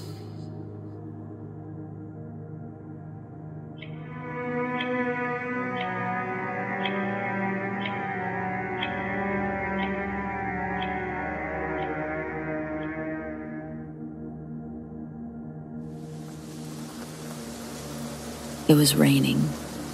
An ambulance's approach can be heard just beyond the hill in the distance. I'm no longer sitting in my driveway, listening to the Vikings game on the radio. I'm no longer in my car at all. An inhale brings the cold air into my lungs, piercing the warmth they once held. Exhaled in a fog in front of me. As if waking from a dream, my conscious senses begin to construct the reality around me. A quick glance down reveals that I'm now standing on the ledge of a bridge. The waters below travel at an unforgiving pace. A dark, raging current witnessed from what is surely a perishable height. Shock and terror propel me backward. My legs react before my brain, and I desperately cling onto the metal light pole that shared the small ledge with me. Tight in my embrace, I notice that I'm not alone. On the bridge, standing in the road, I locked eyes with a young man. He's in distress, holding a cell phone up to his ear and pleading with someone not to jump. I realize his requests are directed towards me. And suddenly the darkness around us is extinguished by the arrival of ambulance lights. Behind the ambulance is a cop car. The officer leaps out of his vehicle and runs towards me, telling me to hold on. When they help me back over the steel bridge rail, I'm led to the back of the ambulance where they take my vitals, and the cop asks what I was doing up there. I didn't know. I didn't know how I got up there. I didn't know where I was. And my car was nowhere to be found. But I told him everything that I could remember, including that the last place I saw my car was in my driveway. I accept the ambulance ride to the local hospital where they can do some tests on me. As we walk in, I see that it's almost 4 a.m. Earlier that day, or more accurately, the day prior, I dropped my partner off at the airport.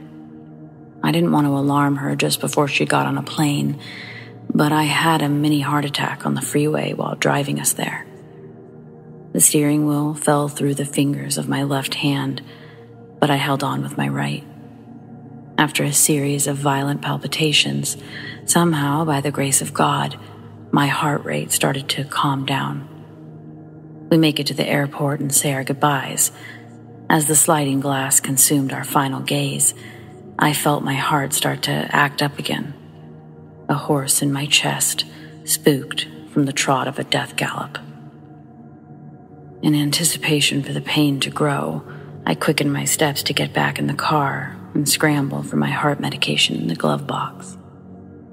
It's the music of a dead man, I thought, while the pills dance and crash into the orange walls of the bottle, like maracas as my shaking hands try to steady the beat.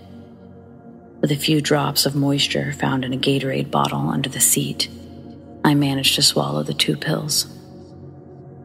Then I sat in the airport parking garage and turned on the Vikings game for a while, until I felt confident to drive again. When the first quarter ended, I began my trip home. During the drive, I decided to get some McDonald's.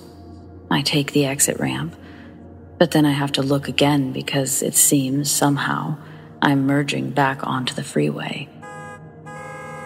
The cars behind me are honking, and I hastily merge back onto the freeway, thinking what happened could be blamed on an absent-minded distraction. Like when you walk into a room and forget what you were there for. I'll just get food closer to home, I thought. And that's when I saw the McDonald's bag sitting in my passenger seat. The hunger pains I'd previously felt have manifested into sharp jabs of fear and doubt. The sensation is breathtaking. I hit the hazards and pull off to the shoulder, and I dig inside the bag for a receipt. If the time on my dashboard was correct, it had been a half-hour difference from when I got my McDonald's to tapping my hazards. But what truly scared me was that there was another bag under the McDonald's.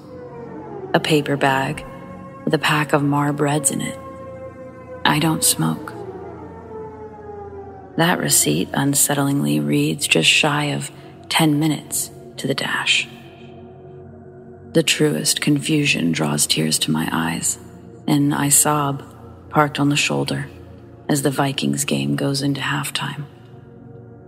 My partner won't be landing for another hour, and as I contemplate what to do next, it's hard to ignore my paranoia that this could happen again. I know I probably should have just stayed there and called an Uber or a cab. But the expenses involved in letting my car get towed consciously pushed me back onto the road. By the end of the third, I'm about to reach the exit into town, 4 miles away. Looking down at my hands, I'm shaking again. But vibrating through the shakes Water droplets start forming on the back of my hands. The car isn't hot. I don't feel hot, but I start to feel the dampness of my hands begin to transfer throughout my body. Drops of cold water race from the nape of my neck down my spine. I think I'm having a profound cold sweat. The sweat begins to get in my eyes, and it makes the steering wheel hard to grip. I hear an ambulance climbing the rows of traffic behind me. My car is in the lane. It will be obstructing soon. The lane next to me opens up and I grab the wheel as steady as I can and begin to get over. Using extra caution, I look back and then forward. What was originally in front of me was a silver Mazda. Then, in the blink of an eye, an entirely different car. Maroon Chevy Tahoe, on an entirely different street. I'm on my street. In the game, it's almost over. As I rip into my driveway, I put the car in park and I rest my head against the headrest as I contemplate calling an ambulance. A part of me just wants to go inside and go to bed, but it's in that moment that I'm transported to where I started the story. The ledge. From gas pedals beneath my feet to the stone of that ledge. All in the blink of an eye. The officer that night must have felt pity for the state that I was in, because after I was shipped off to the hospital, they did a sweep from the bridge back to my address, looking for my car. The officer showed up at the hospital and he says that they'd located it, telling me that it was indeed parked in my driveway. He looked a little concerned as he continued on, telling me that the keys were still in the ignition and that my phone was on the front seat and my front door was wide open. They walked inside, but nothing looked burglarized. All of my electronics were still plugged in, and my wallet was even on the living room table. The officer takes it out of his pocket and gently tosses the worn leather, along with my keys, onto the metal tray beside my hospital bed. They were kind enough to lock everything up and bring my things to the hospital. But they weren't about to let me get back on the road after everything I just told them. The next couple of hours, I was almost wishing to black out, as inconclusive test after inconclusive test was read to me by a training physician. And as much as I wanted to safely stay in the confines of my hospital room under the watchful eye of medical professionals, it was made pretty clear to me that staying wasn't going to be an option. At this time, there was nothing more they could do for me. Call us if you experience another episode, were the last words spoken to me at the ER. Well, actually, I did hear from the receptionist, "Okay, be outside in 5 minutes," as she confirmed that she'd called a cab for me. Once again, I was utterly alone in the world.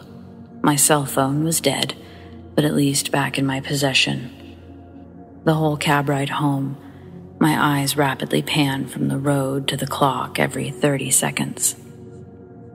Terrified, I'd blink again to find an unfamiliar world around me.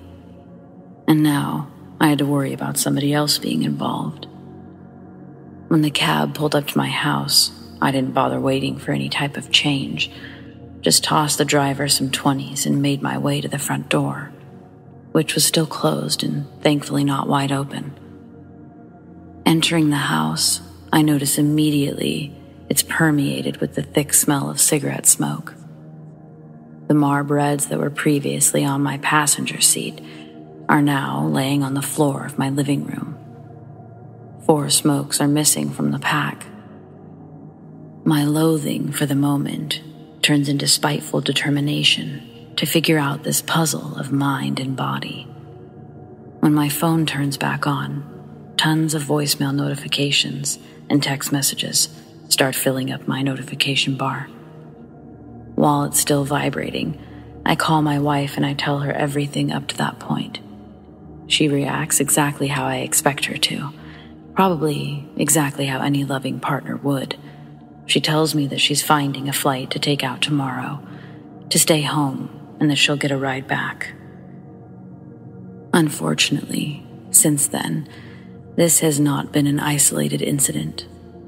Though I don't have many more answers, I've been prescribed medications and keep going through different tests. Right now, I'm on a medication called Namenda. It's supposed to help with cognitive short-term memory loss. And Midrodin, which is supposed to help with the blackout part. I'm lucky to have married the most patient woman on the planet. She's become my record keeper of the day-to-day.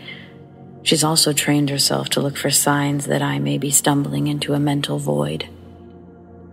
The part I find really unsettling, and we haven't been able to get many answers on, is the fact that when I go through these blackouts or episodes, my wife says my personality changes.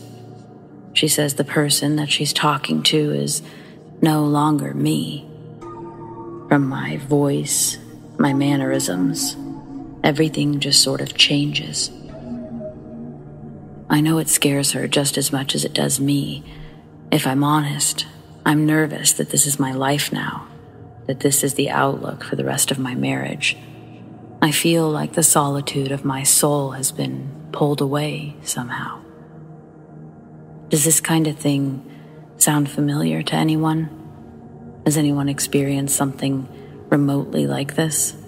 The time slips, the changes in personality with no sign of brain injury or psychological disorder. Maybe you know someone who's had this happen to them. I'm losing hope, so casting a wider net, thinking maybe I'll gain some. I wouldn't have bothered writing this story if I hadn't already exhausted every other outlet in existence. So, here's my shot in the dark that someone somewhere out there will be able to empathize, maybe give advice on, I guess, just surviving. Anyway, thanks for listening.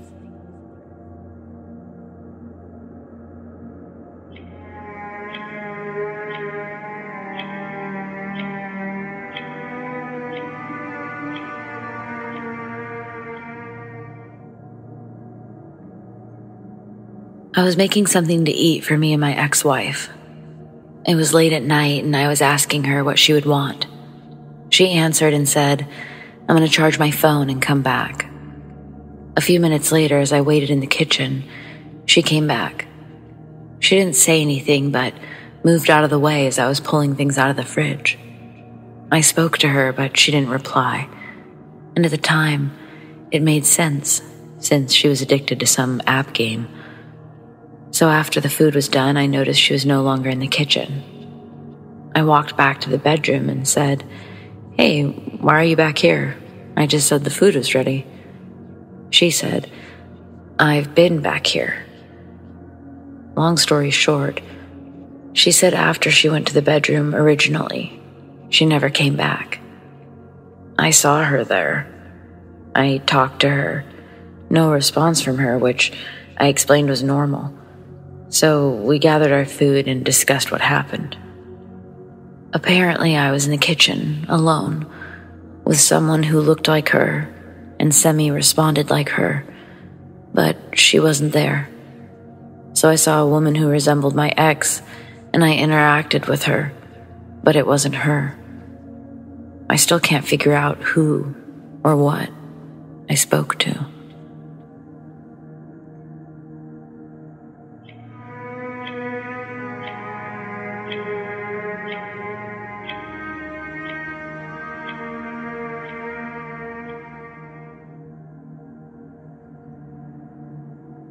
All of the names used here are fake. So here's a small background. I was trying to get over an ex at the time. My friend Maggie randomly texted me saying, "Hey, would you be opposed to going on a date with Audrey?" Audrey is a mutual friend, and I said no. So I try to talk to her, but I don't feel any sparks. The next day, I try to ask a group of friends to hang out, and there's one girl in the group. And one of my other friends in the group texts me saying, "Dude, stop hitting on Alexandra. Focus on Audrey." And I'm like, Later that day, I spaced out at a traffic light, completely sober. When the truck in front of me turns right, I automatically think, the light must be green, so I go. I hear some light honking, but I ignore it. I was halfway through the intersection, which is 30-mile-per-hour back road and a 55-mile-per-hour highway, when I realized the light was red, and for some reason, I stopped. I heard a car behind me swerve to not hit me, so I kept going and had to stop on the side of the road to process what had just happened. And this is when things get weird. My friends never mention Audrey to me again, and a month later, she starts dating somebody else, Jake, and so I assume that's why. However, a few months later, I text Maggie asking if she remembers trying to set me up with Audrey, and her response was, "No, Audrey and Jake were together, I'm pretty sure." I thought she was pulling my chain, but I went back to old text messages, and I couldn't find any that mentioned Audrey in the first place, let alone friends trying to set me up with her. The weird thing about this experience is I didn't black out. I was conscious the whole time, so I don't know if I died and switched to another reality, but I know damn well I wasn't imagining this. Also, Maggie claims that she'd been having consistent dreams of me dying, and that they stopped when this happened.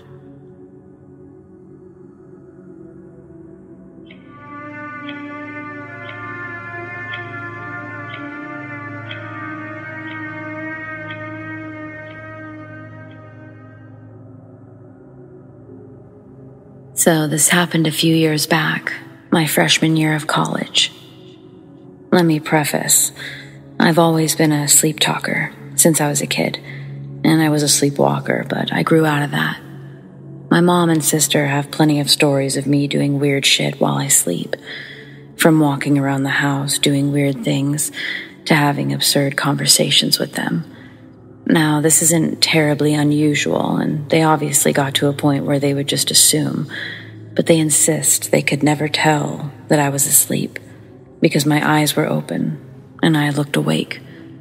But I would never have any recollection of anything, just that I went to bed and woke up the next morning. Now for the wild story. I was decently close to my freshman year roommate, and he never minded my sleep talking because he always had a good laugh listening to whatever crazy stuff I was dreaming about. He had had conversations with me in my sleep, so he knew this was a thing that could happen. Me actually being able to respond to what he was saying and such, and me not remembering.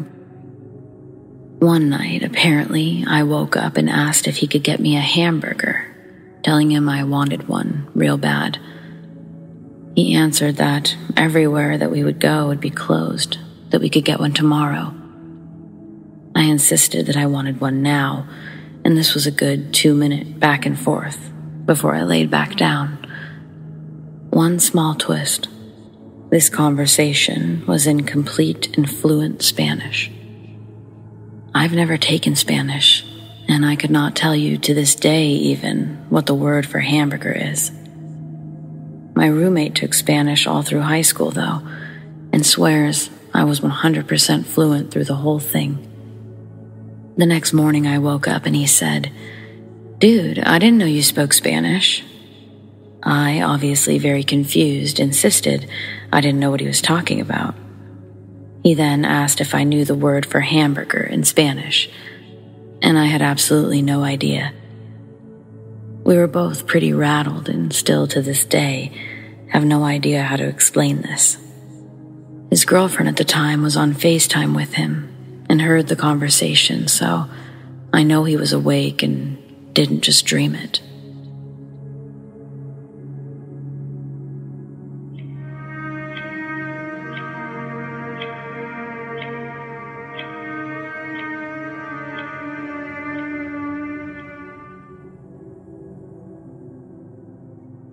When I was in kindergarten, my grandpa died.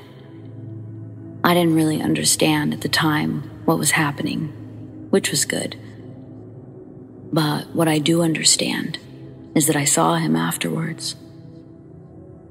I was at recess, and I remember playing on the little toy, the ones that the kindergartners could play on. I looked over, and I saw my grandpa standing on the other side of the fence. I smiled, and I waved at him, and then I went to run over to the fence, even though we weren't allowed to. I was just about there when my teacher stopped me, asking me what I was doing. I knew I wasn't supposed to be near the fence. But it's my grandpa. He's just right there on the other side of the fence. Can't I say hi to him? My teacher looks over at the fence, back at me, and tells me, "Sweetie, there's no one there. But if family comes, they go to the office. Remember?" Yeah, I did remember. But my grandpa, he was right there. I looked over, and she was right. He was gone. Later that day, I remember my parents sat me down and had a real talk with me about death. They told me that Grandpa passed away that morning. After they finished explaining, I asked my mom, "But how did I see Grandpa today at school if he died this morning?" Neither one of them had a good answer for me. My mom just said, "Maybe you saw someone that looked like Grandpa, sweetie." No, that wasn't it. I definitely saw my grandpa. But even as a 5-year-old kid, I didn't really feel the need to plead my case to my parents. Over time, they came around though. You see, I didn't care that they didn't believe me or thought that I saw somebody else. In my heart, I always knew exactly who I saw, and so that was the story I would tell. And now, years later, they seem to really like this story. They seem to believe me. I guess something over the years has opened their minds.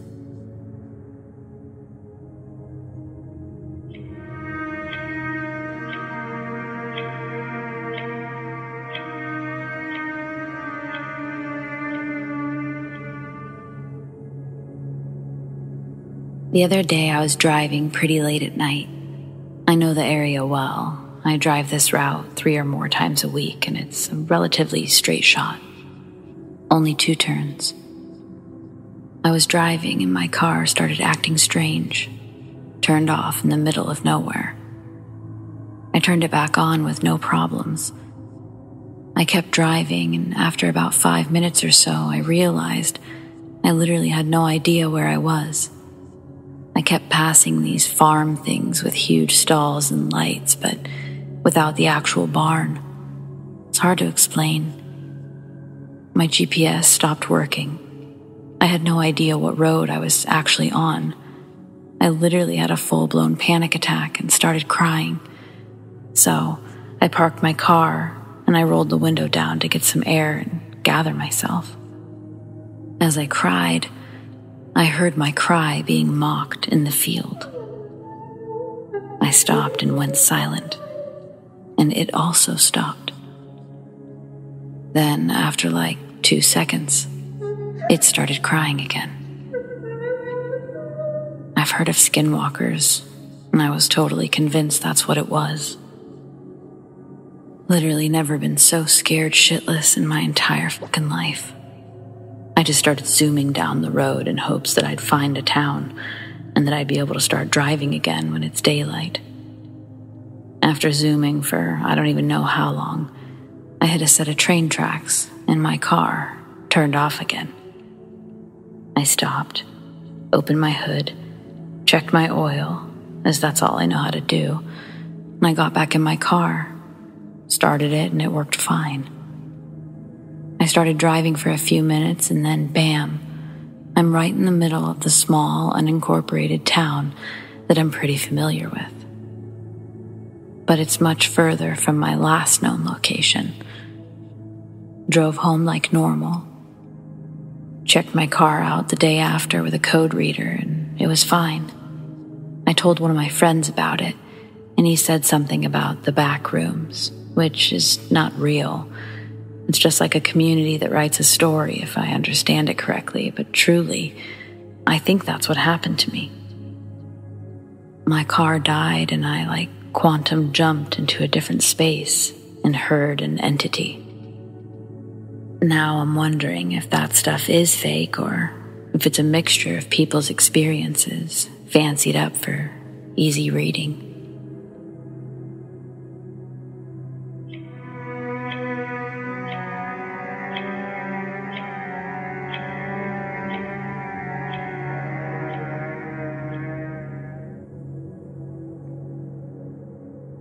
I don't really know if this belongs here, but it's such a weird yet insignificant event that I need to share it. I was at a family event today, Queen's Platinum Jubilee, and unfortunately, my family eats that kind of thing up. There were a few relatives I knew but hadn't spent a lot of time with. While I sat away from the main celebrations with my partner and one of the kids, she was 9 and took a shine to us, I thought I could smell smoke. I didn't vocalize it, didn't even look up from my phone, I just thought it. The girl looked at me and said, "You're right. They're having a fire next door. You can see the smoke." She then proceeded to point above the trees where there was smoke. My partner asked what she was going on about, and she didn't reply. I later asked my partner if I'd spoken out loud about the fires, and she said no. I also thought shouted her name for 10 minutes after, and I got no response. So, less psychic and more glitch.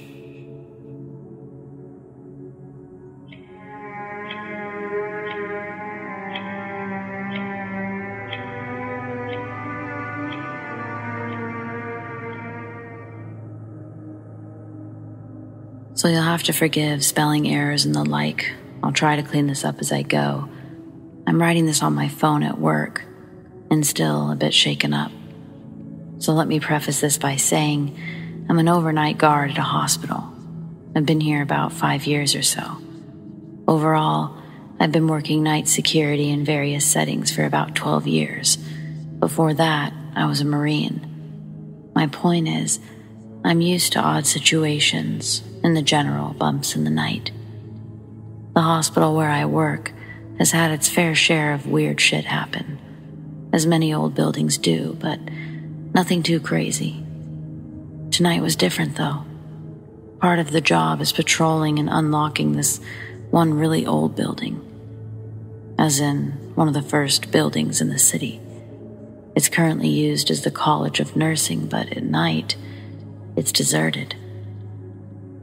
Well, about 3 a.m. or so, it's peaceful in the hospital, so I wander over and get the unlocks out of the way. I'm in this building a lot, probably 2 to 5 times a week, every week, for the last 5 years. I've gotten used to the creepiness, and I honestly kinda like the quiet. Tonight was odd, though.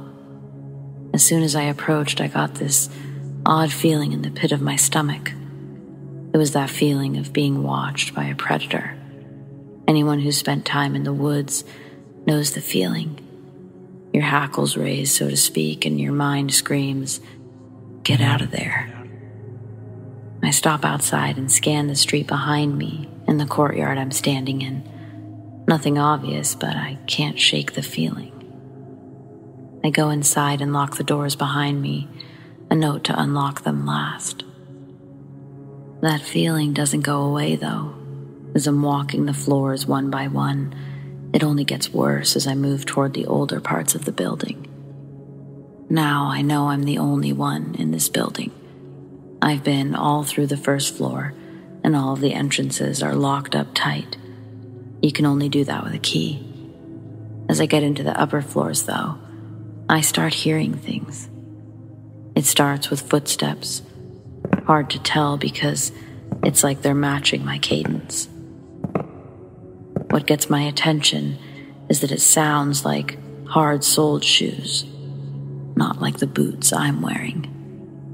I turn back and search the halls, but absolutely nothing. Then I hear a door slam from the hall I just came from. I run back. Maybe it took me a couple of seconds to the door. Nothing. It opens to an empty auditorium, which I thoroughly search. Still nothing. At this point, I shrug it off, old building and all. Maybe the pipes were clicking and I thought footsteps. Maybe I missed a door being open and it rattled closed as I walked by. I continue on, with that feeling getting stronger and stronger. I'm in the stairs to the 4th floor, and I'm taking a second to breathe and mess with my phone. I hear a door below me slam shut, and the distinct sound of footsteps echoing in the stairwell. I pull my radio to call dispatch and let them know that someone's in the building. It beeps telling me the batteries are dead and won't call out. Shit. I call on my phone, and dispatch says they'll send some guys. I wait, but I'm not hearing any more footsteps. No doors, no sounds at all. I walk all the way back down and back up to the 4th floor and find no one. Now I'm second-guessing myself and anticipating the coming jokes on my behalf. I move along, figuring I'll finish the last floor and work my way down, meet up with the other guards. I open the door to the 4th floor, and everything is different. I'm not talking about a change in atmosphere, anything like that. I'm saying that the entire floor, which consists of old offices used for storage and whatnot, is completely different. White painted walls now have wood paneling. The clutter is gone, replaced by old lab and medical equipment, filing cabinets instead of boxes. The biggest change? At the end of the hall, in each corner, are 2 leather-bound chairs and 2 men sitting in them, talking to each other. They stop and look at me as I stand there holding the door in stunned silence. I blink, and it's all gone. Right back to normal. I don't understand it. 1 second it's completely different from the hundreds of times I've stepped onto that floor. Next second, poof, back to normal. Instinctively, I try my radio again, remembering the battery's dead as I hit the button, and it works. I call out that I'm on the 4th floor and I need units up there as I start to check through each office. Of course, everything's normal when everyone gets there, and I'm still left wondering, what the hell just happened? We finish checking the building and I catch my fair share of bullshit from the other guys. I go down to dispatch because I know we have cameras on those floors, and I want to know what happened. I get to dispatch and we review the cameras. We see the door opens as I come in, then the feed freezes entirely for about 8 seconds. Not necessarily unusual, but not very common, especially on those cameras. It tends to happen in more commonly traveled areas. So the dispatcher, a man who's been here since grass first sprouted, asks me what I saw. I describe it to him and he says, "Weird. That's how it looked back in the 80s before they redid the lower floors, and those were all labs for the college."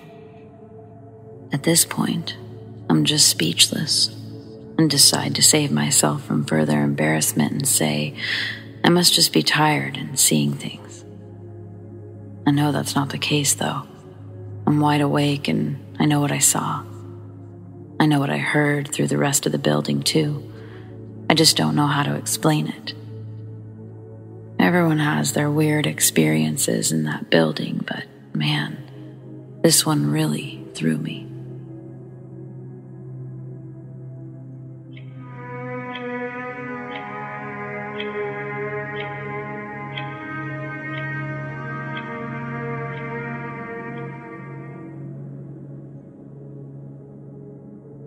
My boyfriend and I were on a late-night drive, me being in the passenger seat, It was dark out, and the area that we were in was surrounded by woods.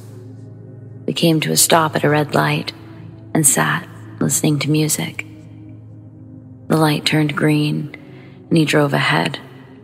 All of a sudden, I couldn't see anything. I couldn't see streetlights that would have been ahead, or the headlights on the cars illuminating the road. Just black. I blinked so many times, thinking it was just my eyes or something.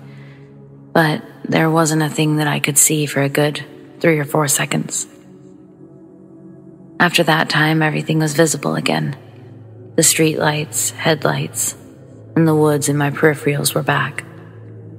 I tried explaining it away as my eyes playing tricks on me, until my boyfriend spoke up, and he asked, "Did you see anything just now?" I could have written it off had it just been me who saw it, but we both did, and we haven't been able to explain it. This is a road that we always take. Nothing like this has ever happened until that night. Is there some explanation for something like this happening? Has anyone else experienced this before?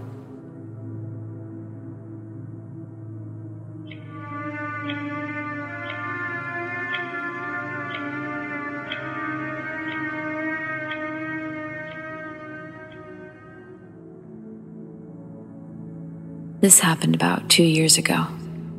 I woke up from a nap at about 5:30. I remember because I checked my phone, and when I did, I had a message from my mom. The message read, "I'm at the store. I'll be back in about 30 minutes. I responded back, "Okay, I love you," like anybody would. She responded back, and I went about my day. I started to feel hungry, like 10 minutes later. So I got up and started walking out of my room. Out of nowhere, I hear my mom calling my name. And she said to come help with the groceries. I said, "Okay," and I asked, "Where are you?" Since normally she'd already be in the house when she'd say, "Come help with the groceries." I called my mom because the door was locked when I went to go check. So I figured I'll call my mom to see if she yelled from outside or something. So she answered, and I asked, "Are you here yet?" And she said, "No, I'm grabbing toilet paper." My heart froze, and suddenly, I wasn't hungry anymore. I hung up the call, not even saying bye, and ran to my room. I tried to stay calm until she got home.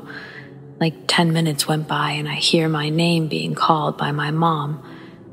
"Come help with the groceries." I walked out of my room to see her in the kitchen with a bag of groceries in her hand. And I said, "Okay," like nothing ever happened. That experience still creeps me out to this day.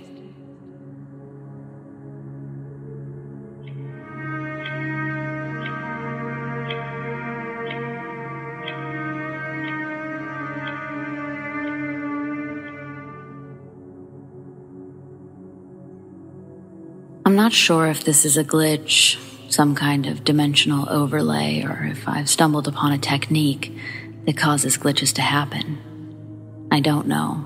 I'm posting this to hopefully get some insight. I met a long-lost friend in a park one day. He's an eccentric fellow who's deep into unusual meditations and consciousness-type stuff.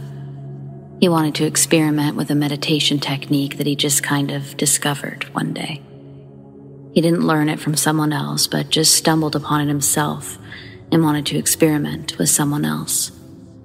He called it energy matching. Although I tried to look up more info by this name, and I couldn't find anything about it or anything that matched his description.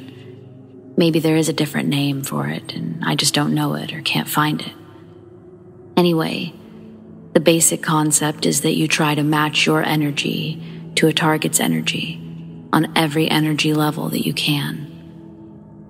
So, we're sitting in this large open park with a huge clear grassy field in front of us. There's a lone bird chilling on the tree branch. Since this was the only object in front of us, we decided to meditate on this bird. We're both intensely focused on this bird, examining every detail of the bird.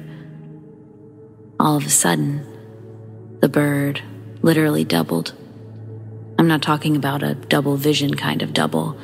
I mean a completely independent second bird that looked exactly the same as the other, just popped into existence on the tree branch next to the original bird. We both gasped at the exact same time when that happened, and simultaneously looked at each other and asked, "Did you see that?"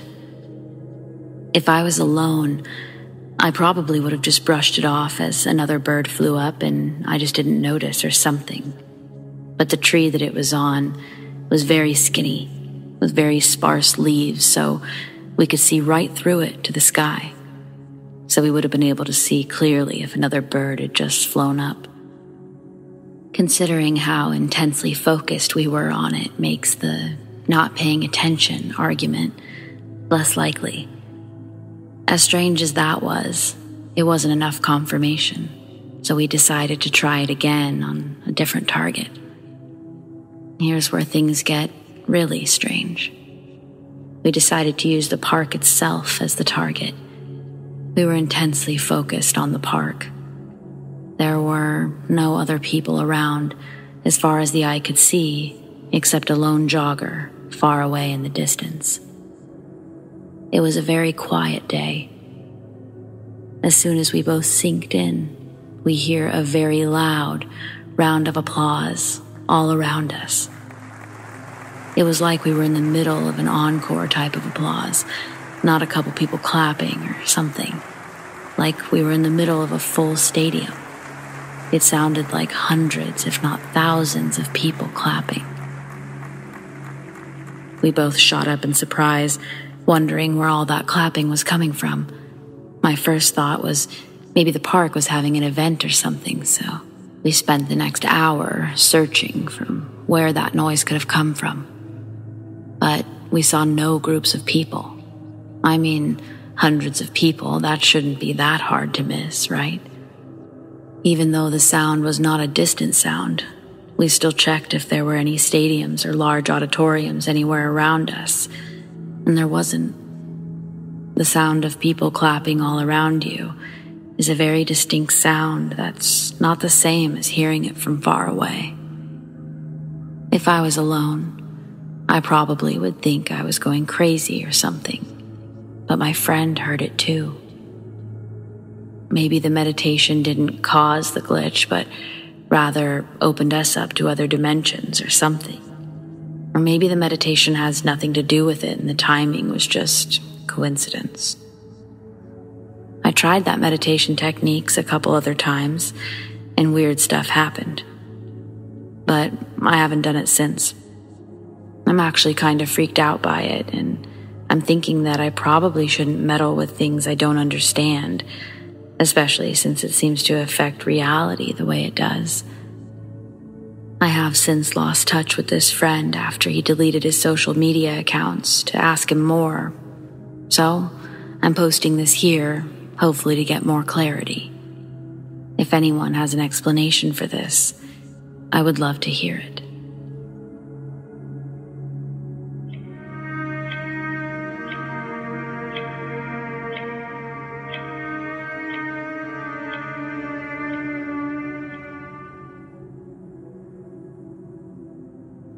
Help me rationally process something that just occurred. Like I literally hopped into my car, locked the doors, and started typing this. About 10 minutes ago, I began this walk to my car. Right now, it's almost 4 a.m. It's a quiet, empty street. I'm making my way down the sidewalk when this woman rushes up behind me and clutches my arm. I'm like, what the fuck? And I try to pull away, but she squeezes my arm to keep me from separating and matches my walking pace. Her hands are freezing, and she's holding on to me like I was a prom date. I'm like, lady, get the fuck off of me. But she grabs me closer and whispers, please, just walk, just walk, just walk, just walk. She sounded scared, This put me on high alert, and I continued walking with her, while also trying to look around to see if anyone else was out here. I ask if she's being followed, but she doesn't respond. No, she doesn't even look up at me. We do this for about 2 more blocks, and then she just lets go of me and hits a dead sprint down the road. I'm like, holy shit, what's going on? Then I hear footsteps running behind me. I look over my shoulder, and I see someone's coming up fast. So I spin around, swinging a haymaker, thinking I'm about to get jumped. But nobody's there. I turn back around, and the girls disappeared too. Gone. Nowhere to be found. I'm now alone again, and scared beyond belief. I then proceed to uncontrollably yelp and jump run all the way back to my car. What just happened?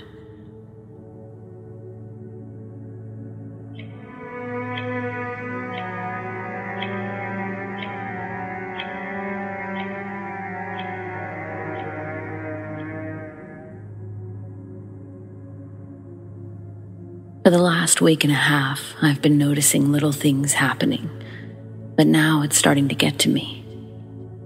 It started with watching videos or TV. I will be watching, no buffering or high Wi-Fi points, etc. And then whatever has been said on whatever I'm watching will repeat itself with no issue, and then carry on. For example, I was watching a video, and the girl in the video said, "I don't know what's going on, but I don't like it." She took a breath and then said the exact same thing again, word for word, exactly as she just did. When this first happened, I thought nothing of it, but then it started happening on my phone too. I started rewinding videos and restarting movies to see if it was uploaded that way accidentally, but they were all normal. I tried to brush it off, but a couple of days ago it started happening while talking to people. I will be talking to someone, and then they will repeat what they said, exactly the same as if they didn't just say it. At first, I could try to logic my way out of this weird occurrence happening while watching YouTube or Netflix, but now I don't know how to logic my way out of people speaking to me face to face. When I ask them why they said it again, they're adamant that they didn't. I've asked the people I live with if they're experiencing this, but no one has. I started mouthing the end of sentences when it happens, and they look at me as if I'm batshit crazy. But to me, they literally just said and did the exact same thing only moments ago. No idea what's going on. Only moments ago. No idea what's going on.